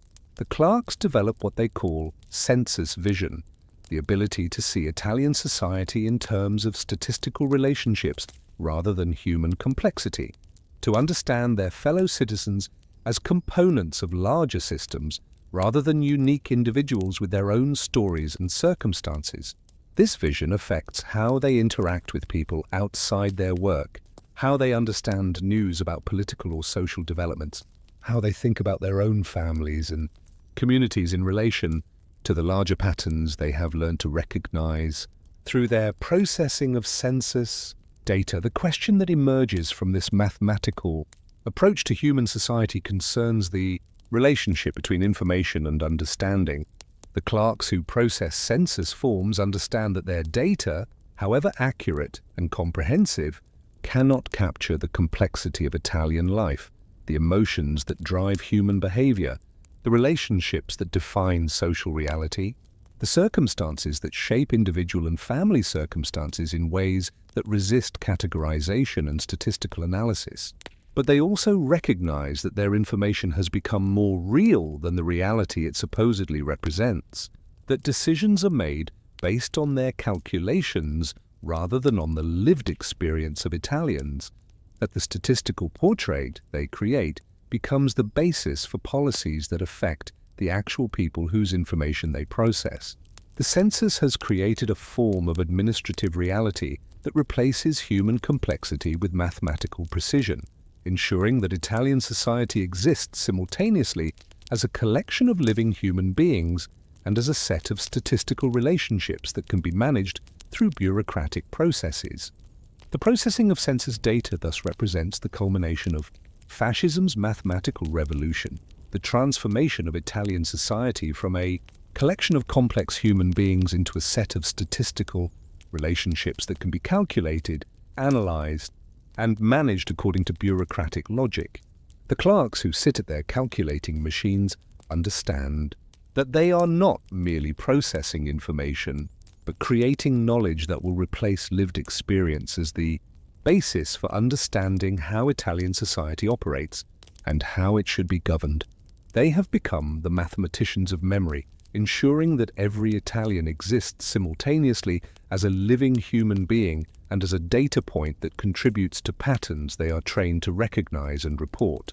Their work has created a form of social control that operates through categorization rather than force, through analysis rather than coercion, through the quiet revolution of making Italians visible to their government in ways that reduce human complexity to numbers that can be calculated and managed through administrative processes. The completion of census. Processing in 1932 reveals the ultimate significance of what might appear to be the most mundane aspect of fascist administration, the transformation of counting into control through the creation of statistical reality that replaces human complexity with bureaucratic categories. The clerks who have spent months processing individual forms now find themselves engaged in the synthesis of this information into comprehensive portraits of Italian society that will serve as the basis for policies affecting every aspect of national life. Their work has evolved from data entry into demographic forecasting, from information processing into social engineering, from bureaucratic routine into the foundation for a form of governance that operates through knowledge rather than force, through prediction rather than reaction, through the quiet power of understanding patterns that the population itself cannot recognize. The final analysis of census data occurs in stages that reflect the hierarchical nature of fascist administration. Individual clerks complete their processing of specific forms, creating summary sheets that capture the essential characteristics of particular neighborhoods, towns, or demographic groups. These summaries are combined by senior clerks who specialize in particular regions or social categories, creating intermediate reports that identify trends requiring attention from higher authorities. These regional analyses are then synthesized by statisticians who have been trained to understand the mathematical relationships between different social variables, producing comprehensive reports that will be presented to ministers and party officials who make decisions about resource allocation, infrastructure development, and social policies. Each stage of this process creates its own documentation, its own forms of expertise, its own professional cultures that understand their role in creating knowledge that will guide the regime's approach to managing Italian society. The statistical categories that emerge from this analysis reveal the extent to which fascism has transformed Italian society through the act of measuring it. The population is divided not just by traditional categories of age, sex, and occupation, but by increasingly detailed classifications that reflect the regime's interests in maintaining control. There are categories for political reliability based on family histories and social connections, for economic potential based on property ownership and employment patterns, for social stability based on religious practices and community involvement, for demographic strength based on family size and reproductive capacity. These categories are not simply descriptive but predictive. They are designed to identify not just what Italians are, but what they might become under different policy scenarios, creating the foundation for a form of governance that operates through anticipation rather than reaction, through prevention rather than correction, through the management of potential rather than the observation of actual behavior. Consider the experience of the statisticians who complete the final analysis of census data. They work in offices that have been specially designed to accommodate the vast ledgers and calculating machines required for their work, surrounded by reference materials that allow them to compare current results with data from previous censuses, with information from other countries, with theoretical models that predict how societies should develop under optimal conditions. Their training has taught them to think in terms of mathematical relationships rather than human complexity, to understand Italian society as a system of variables that can be manipulated through policy interventions designed to produce desired outcomes. They have become social engineers without realizing it. Their expertise based on their ability to recognize patterns in data that might indicate opportunities for strengthening the regime's control over Italian society, identifying potential problems before they become actual threats, understanding how different policy scenarios might affect the statistical characteristics that define the population they are analyzing. The presentation of census results to government officials represents the transformation of statistical analysis into political action. The reports they create are not simply academic exercises but practical guides for decision-making about policies that will affect millions of people. Recommendations about where to build new schools are based on analysis of birth rates and family patterns. Decisions about where to locate industrial development are guided by understanding of employment patterns and economic potential. Determinations about which regions require additional political attention are informed by analysis of social stability indicators and political reliability measures. The census has created a form of knowledge that allows the regime to understand Italian society with a precision that previous governments could not have imagined, providing the foundation for a form of governance that operates through understanding rather than assumption, through data rather than intuition, through the quiet power of knowing how populations respond to different forms of intervention and control. The psychological impact of completing the census analysis extends Beyond the statisticians and clerks who have processed the information to affect how government officials understand their role in managing Italian society, they have learned to think of the population not as a collection of individual citizens, but as a system of statistical relationships that can be understood and manipulated through appropriate policies. They have developed confidence in their ability to predict how different interventions will affect social stability, economic productivity, political reliability, and demographic strength. They have created a form of expertise that replaces traditional political wisdom with mathematical precision, ensuring that decisions about Italian society are made by people who understand it through statistical analysis rather than lived experience. The census has created a new form of governmental knowledge that transforms the relationship between the state and its citizens, replacing the messy complexity of human relationships with the tidy precision of statistical categories. The final significance of the census lies not in its immediate results, but in its creation of a system for ongoing surveillance that will continue to operate long after the initial enumeration has been completed. The categories developed for analyzing census data become permanent features of administrative practice, used to track changes in Italian society through regular updates and specialized surveys that allow authorities to understand how their policies are affecting the population they govern. The clerks and statisticians who have developed expertise in processing census information become permanent components of the surveillance system, their skills applied to ongoing analysis of social trends, political developments, and economic changes that might require governmental response.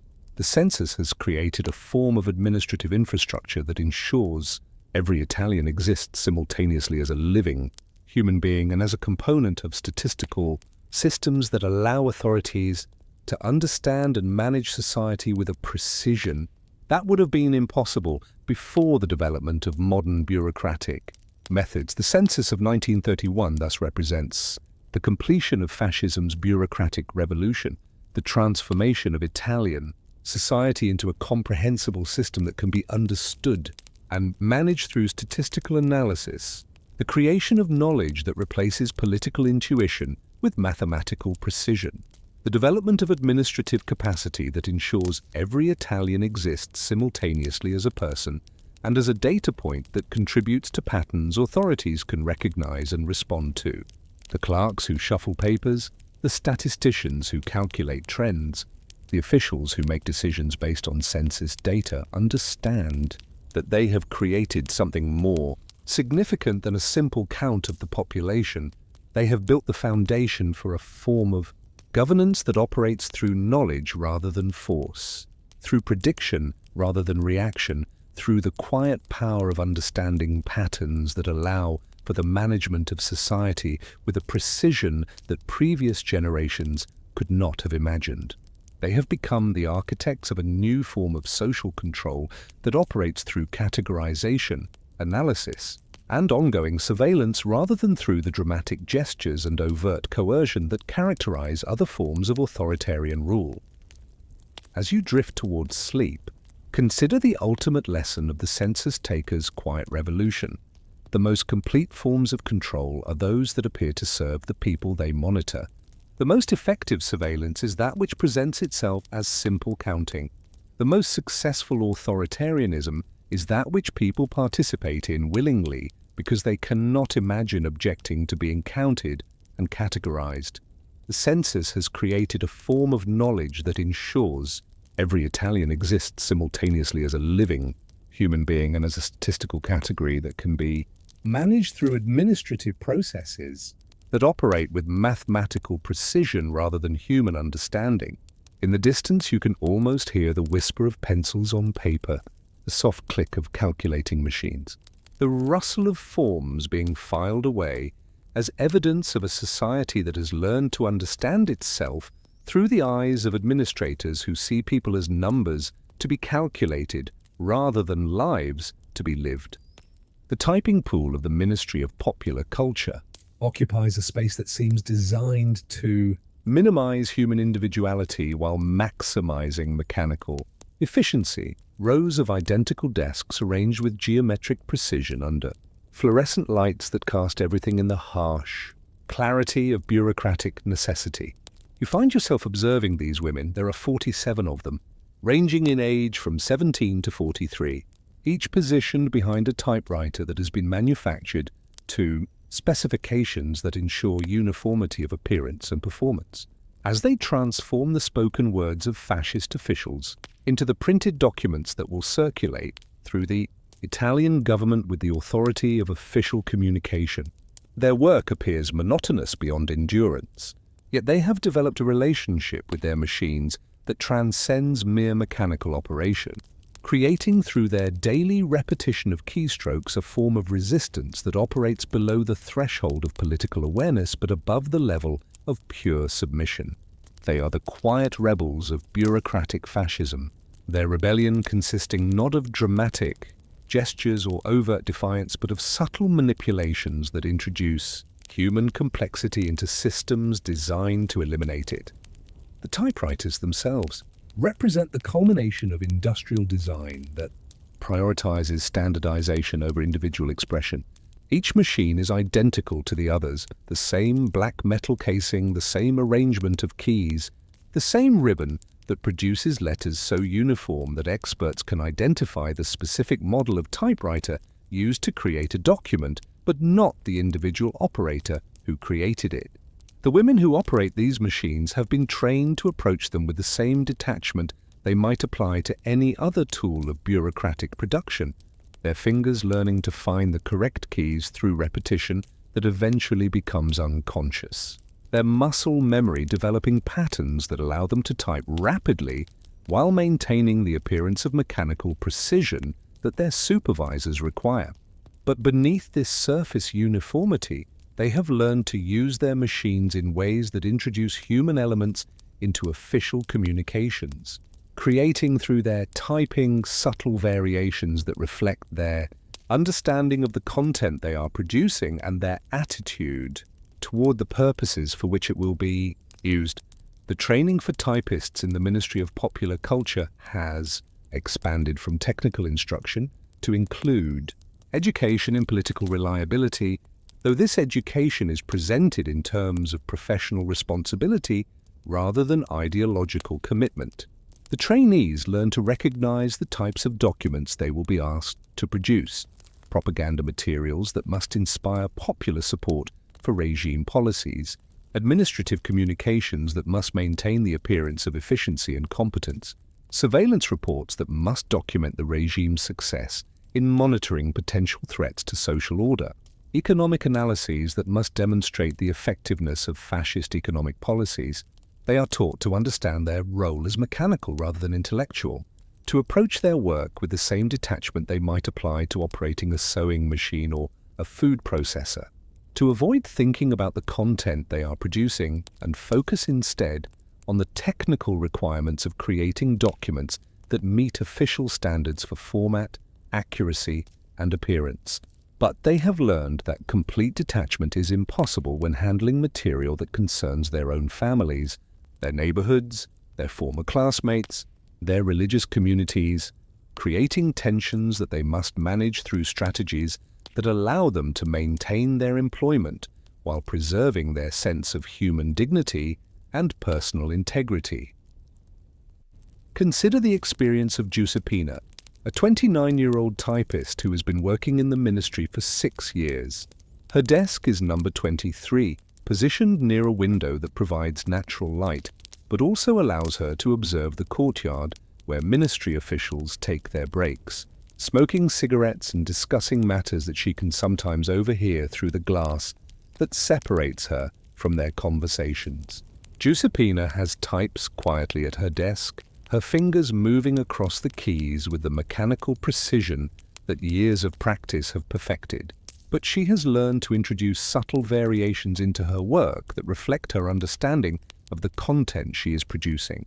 When typing propaganda materials that describe Italy's economic progress, she occasionally substitutes words that soften the absolute certainty of official claims, changing "all Italians have benefited" to "most Italians have benefited," or "complete success" to "significant success" variations. that are unlikely to be noticed by officials who review hundreds of documents, but that introduce a degree of honesty into communications that would otherwise be entirely false. She has developed techniques for introducing these variations that appear to be simple typing errors, hitting an adjacent key, transposing letters, adding or removing punctuation that changes the meaning of sentences without drawing attention to the modifications themselves. The other typists have developed their own forms of quiet rebellion, each finding ways to use their machines that introduce human elements into the mechanical precision that their work requires. Some adjust their typing rhythm to create patterns that might be noticed by readers who pay careful attention.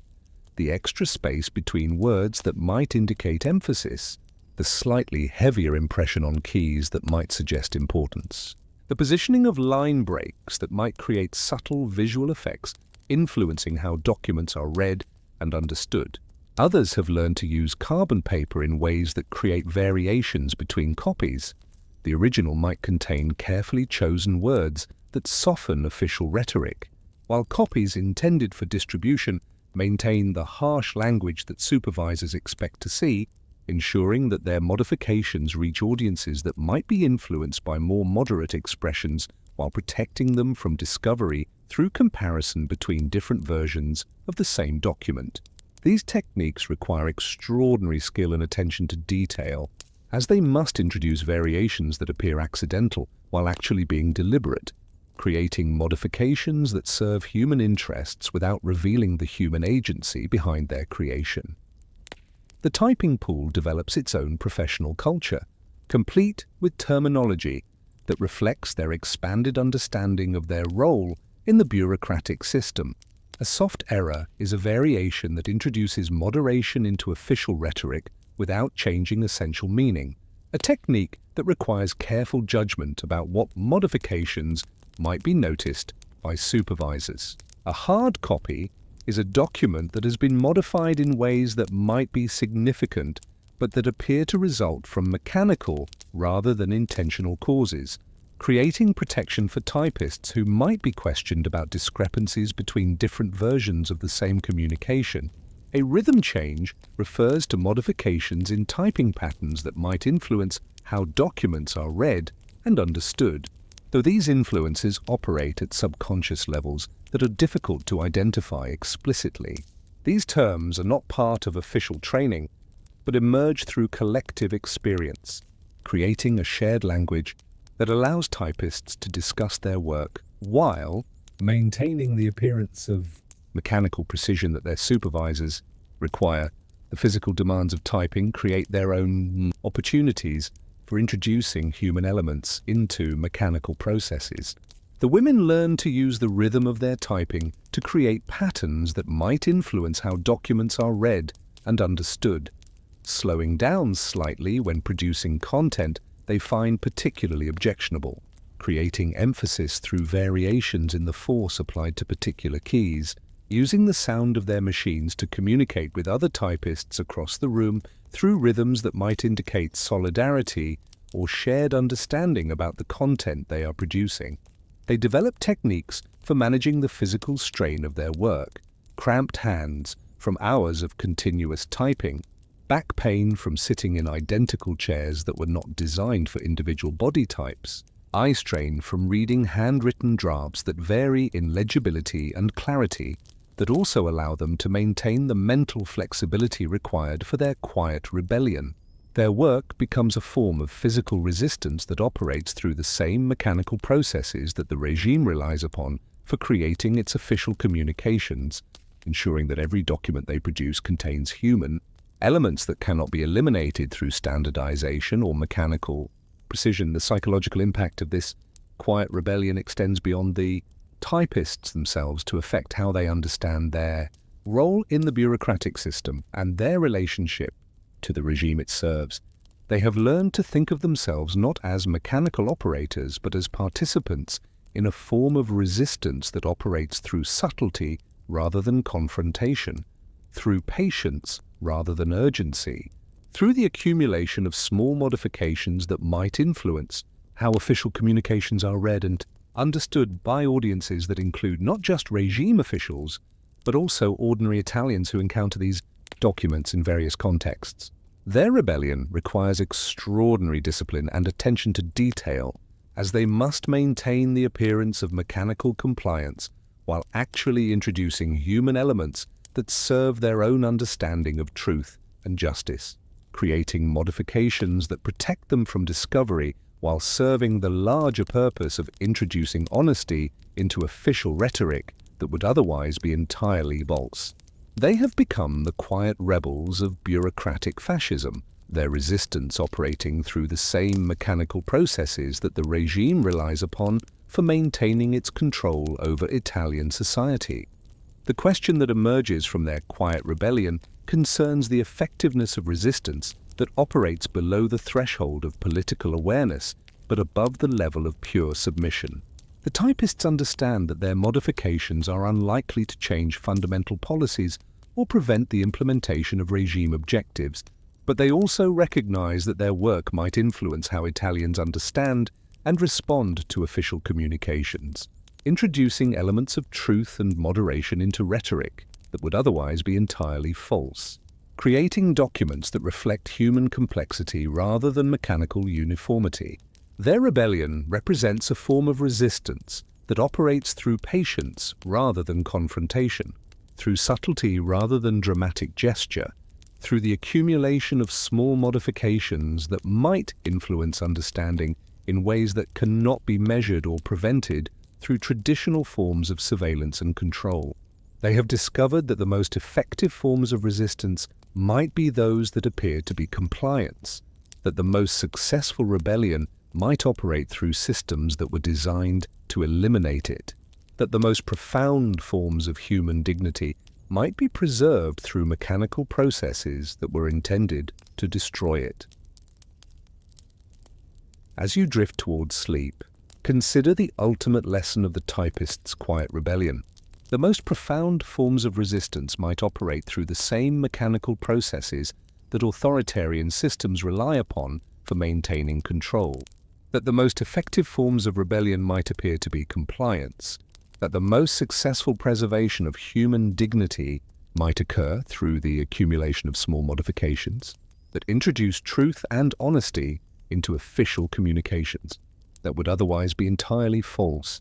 The typing pool hums with the sound of machines that appear to operate with mechanical precision, but that actually serve human purposes, creating documents that contain, within their standardized language, the subtle variations that reflect the human understanding of women who have learned to use their machines in ways that serve truth rather than power. In the distance, you can almost hear the rhythm of typing that creates patterns invisible to supervisors but meaningful to readers who understand that even the most mechanical processes cannot eliminate the human elements that make communication honest and real. The typist's quiet rebellion evolves through their discovery that certain types of errors, those that appear to result from mechanical failure or human fatigue, can be used systematically to introduce meaningful variations into official documents, without drawing attention to their intentional nature. They learn to distinguish between errors that will be noticed and corrected by supervisors, errors that will be overlooked as inevitable consequences of mass production, and errors that might actually serve their purpose of introducing human elements into mechanical communications.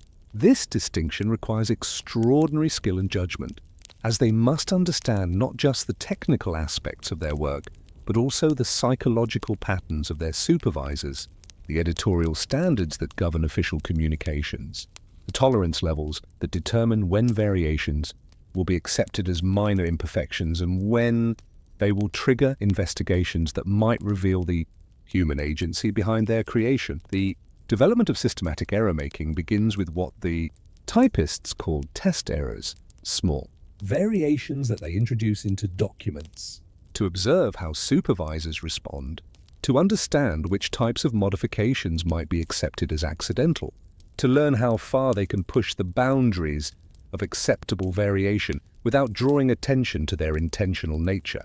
These test errors start with the most innocent possible variations, slight misalignments in text that might result from paper feeding incorrectly, minor spelling variations that might occur when typing rapidly for extended periods, punctuation changes that might happen when fingers become tired from repetitive motion. They observe which errors are corrected immediately, which are noted for future discussion, which are overlooked entirely, creating a mental database of supervisor responses that will guide their future decision about how to introduce meaningful variations that might serve their larger purpose of making official communications more honest and moderate. The women develop sophisticated techniques for creating errors that appear accidental while actually being deliberate, variations that serve human purposes while maintaining the protection that comes from seeming to result from mechanical failure rather than intentional modification. They learn to use the physical properties of their typewriters to create variations that appear to result from mechanical problems, slightly bending type bars to create letters that appear damaged, adjusting ribbon tension to produce text that fades in and out, manipulating paper position to create lines that waver imperceptibly but consistently throughout documents. These mechanical modifications require extraordinary care, as they must alter their machines in ways that can be reversed quickly if supervisors inspect their equipment, creating changes that influence how documents appear without drawing attention to the human agency behind their creation. Consider the case of Elena, a 31-year-old typist who has developed expertise in what she calls memory errors, variations that appear to result from the natural human tendency to substitute familiar words for unfamiliar ones, to regularize irregular grammatical constructions, to introduce personal experience into impersonal communications. Elena's errors are particularly sophisticated because they draw upon her understanding of psychology and linguistics, creating variations that appear to result from the inevitable influence of individual experience on mechanical processes. When typing documents that describe Italy's military successes, she occasionally substitutes words that suggest the emotional cost of warfare, changing glorious victory to costly victory, or complete success, to bitter success, modifications that might be attributed to her own experience with family members who have served in military campaigns, or to her understanding of the human suffering that accompanies even successful military operations.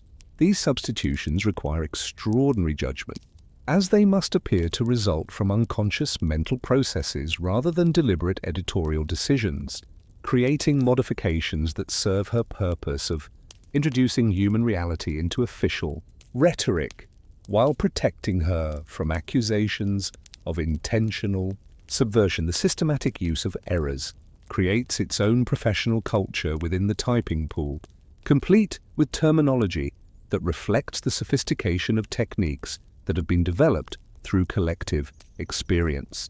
A safe error is a variation that is unlikely to be noticed by supervisors, or that will be accepted as an inevitable consequence of mechanical production if it is observed.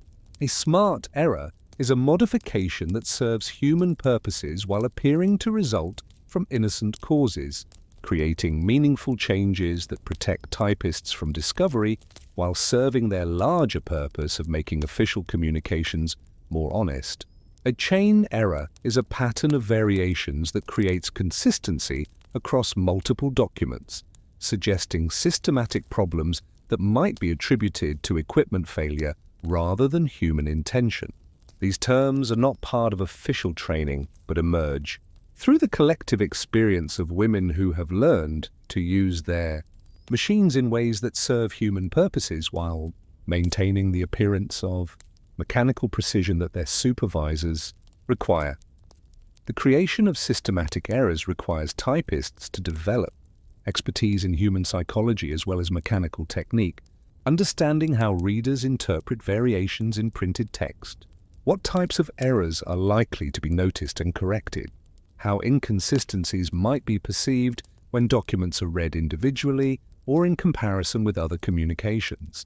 They learn to anticipate the editorial standards that will be applied to their work, the tolerance levels that determine when variations will be accepted as minor imperfections, the criteria that supervisors use to distinguish between acceptable and unacceptable deviations from standard formats.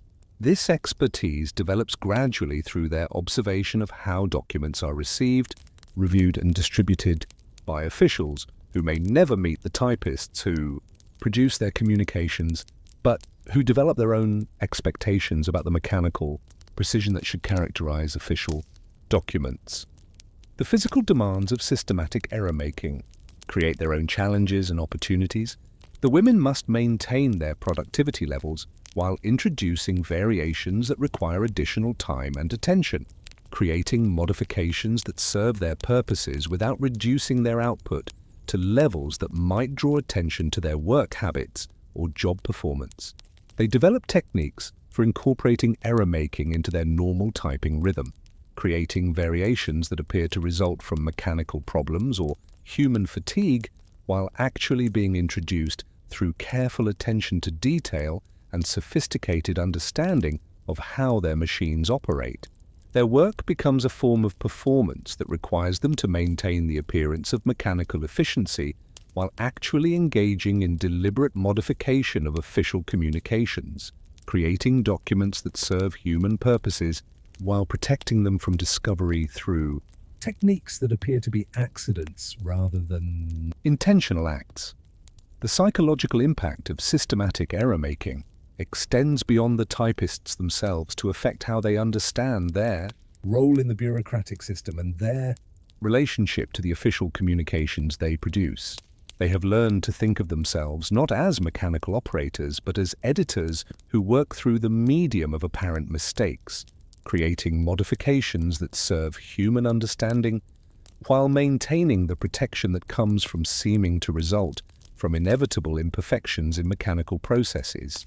Their work requires them to maintain extraordinary mental discipline, as they must focus simultaneously on the content they are producing, the mechanical requirements of their typing, and the variations they are introducing that might serve their larger purpose of making official communications more honest and moderate. They have become the hidden editors of fascist bureaucracy, their influence operating through errors that appear to be accidents, but that actually reflect their understanding of how language can be used to serve truth rather than power. The question that emerges from their systematic error-making concerns the effectiveness of resistance that operates through apparent mistakes rather than explicit opposition. The typists understand that their modifications are unlikely to change fundamental policies or prevent the implementation of regime objectives, but they also recognize that their work might influence how Italians understand and respond to official communications, introducing elements of truth and moderation into rhetoric that would otherwise be entirely false, creating documents that reflect human understanding rather than mechanical uniformity. Their rebellion represents a form of resistance that operates through patience rather than confrontation, through subtlety rather than dramatic gesture, through the accumulation of small variations that might influence understanding in ways that cannot be measured or prevented through traditional forms of surveillance and control. They have discovered that the most effective forms of resistance might be those that appear to be mistakes, that the most successful rebellion might operate through errors that were designed to appear accidental, that the most profound forms of human influence might be preserved through mechanical processes that were intended to eliminate individual judgment and personal responsibility. As you drift towards sleep, consider the ultimate lesson of the errors that matter. The most profound forms of resistance might operate through the same mechanical processes that authoritarian systems rely upon for maintaining control, that the most effective forms of rebellion might appear to be mistakes, that the most successful preservation of human judgment might occur through errors that introduce truth and honesty into official communications while protecting those who create them from discovery and punishment. The typing pool continues its daily rhythm, creating documents that appear to be mechanically uniform but that actually contain the subtle variations that reflect the human understanding of women who have learned to use their machines in ways that serve truth rather than power. introducing through their apparent mistakes the elements of honesty and moderation that will make official communications bearable for those who must read them and live according to their instruction, the typist's quiet. Rebellion reaches its culmination in the discovery that their systematic introduction of errors and variations has created a form of communication that operates on multiple levels simultaneously, appearing to serve the regime's interests, while actually serving human understanding, maintaining the mechanical precision that supervisors require, while introducing elements of truth and honesty that make official rhetoric more bearable for those who must read and respond to it. They have learned that the most effective forms of resistance are those that cannot be easily identified or punished, that the most successful preservation of human dignity operates through processes that appear to comply with authoritarian requirements while actually serving deeper purposes that transcend political submission. Their work has created a form of communication that speaks differently to different audiences, appearing to be standard official rhetoric to supervisors who review their documents for compliance with regulatory requirements, but containing subtle messages of truth and moderation. For readers who understand how to interpret the variations that have been introduced through their careful manipulation of mechanical processes, the transformation of typing from mechanical reproduction to human communication occurs gradually, through the accumulation of thousands of small modifications that create patterns invisible to casual observation but meaningful to careful readers. The women have learned to use their machines in ways that create consistency across documents, establishing through their errors a form of alternative communication that operates parallel to official rhetoric, while maintaining the protection that comes from appearing to result from mechanical failure rather than intentional modification. They have become experts in human psychology as well as mechanical technique, understanding how readers interpret variations in printed text, what types of modifications might be noticed by different audiences, how the same document might be received differently by supervisors who are looking for compliance with official standards, and by ordinary Italians who are seeking truth and honesty in official communications. Their work has created a form of resistance that operates through patience rather than confrontation, through subtlety rather than dramatic gesture, through the accumulation of small modifications that might influence understanding in ways that cannot be measured or prevented through traditional forms of surveillance and control. Consider the experience of the women who have spent years developing these techniques, who have learned to think of themselves not as mechanical operators but as participants in a form of communication that serves human purposes while maintaining the appearance of bureaucratic compliance. They have developed extraordinary skill in managing the tensions between their professional responsibilities and their personal understanding of truth and justice, creating modifications that serve their larger purpose of making official communications more honest, while protecting them from discovery through techniques that appear to be accidents rather than intentional acts. Their work requires them to maintain extraordinary mental discipline, as they must focus simultaneously on the content they are producing, the mechanical requirements of their typing, and the variations they are introducing that might serve their purpose of introducing human elements into mechanical processes. They have become the hidden communicators of fascist bureaucracy, their messages operating through errors that appear to be accidents but that actually reflect their understanding of how language can be used to serve truth rather than power. The ultimate significance of their quiet rebellion lies not in its immediate effects on regime policies or popular understanding of official communications, but in its creation of a form of resistance that operates through the same mechanical processes that authoritarian systems rely upon for maintaining control.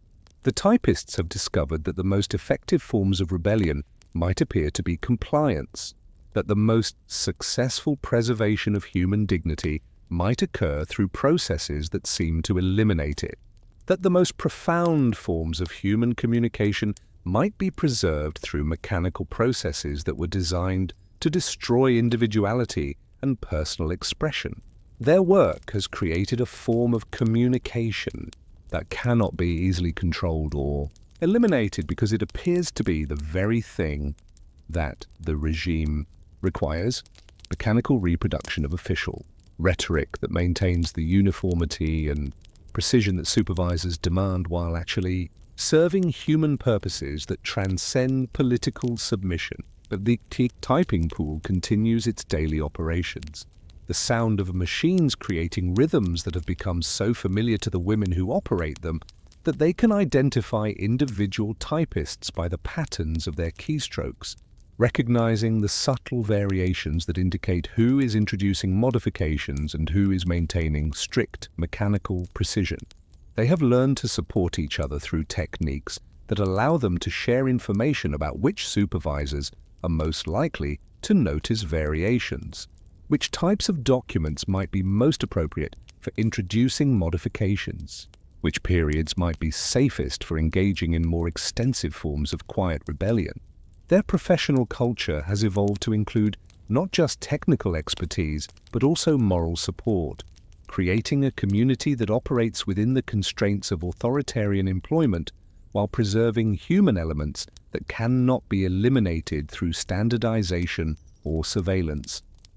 As their careers progress, the typists have learned that their quiet rebellion has created something more significant than they initially understood. Not just a way to make their work more bearable or to introduce honesty into official communications, but a form of resistance that might outlast the regime that employs them.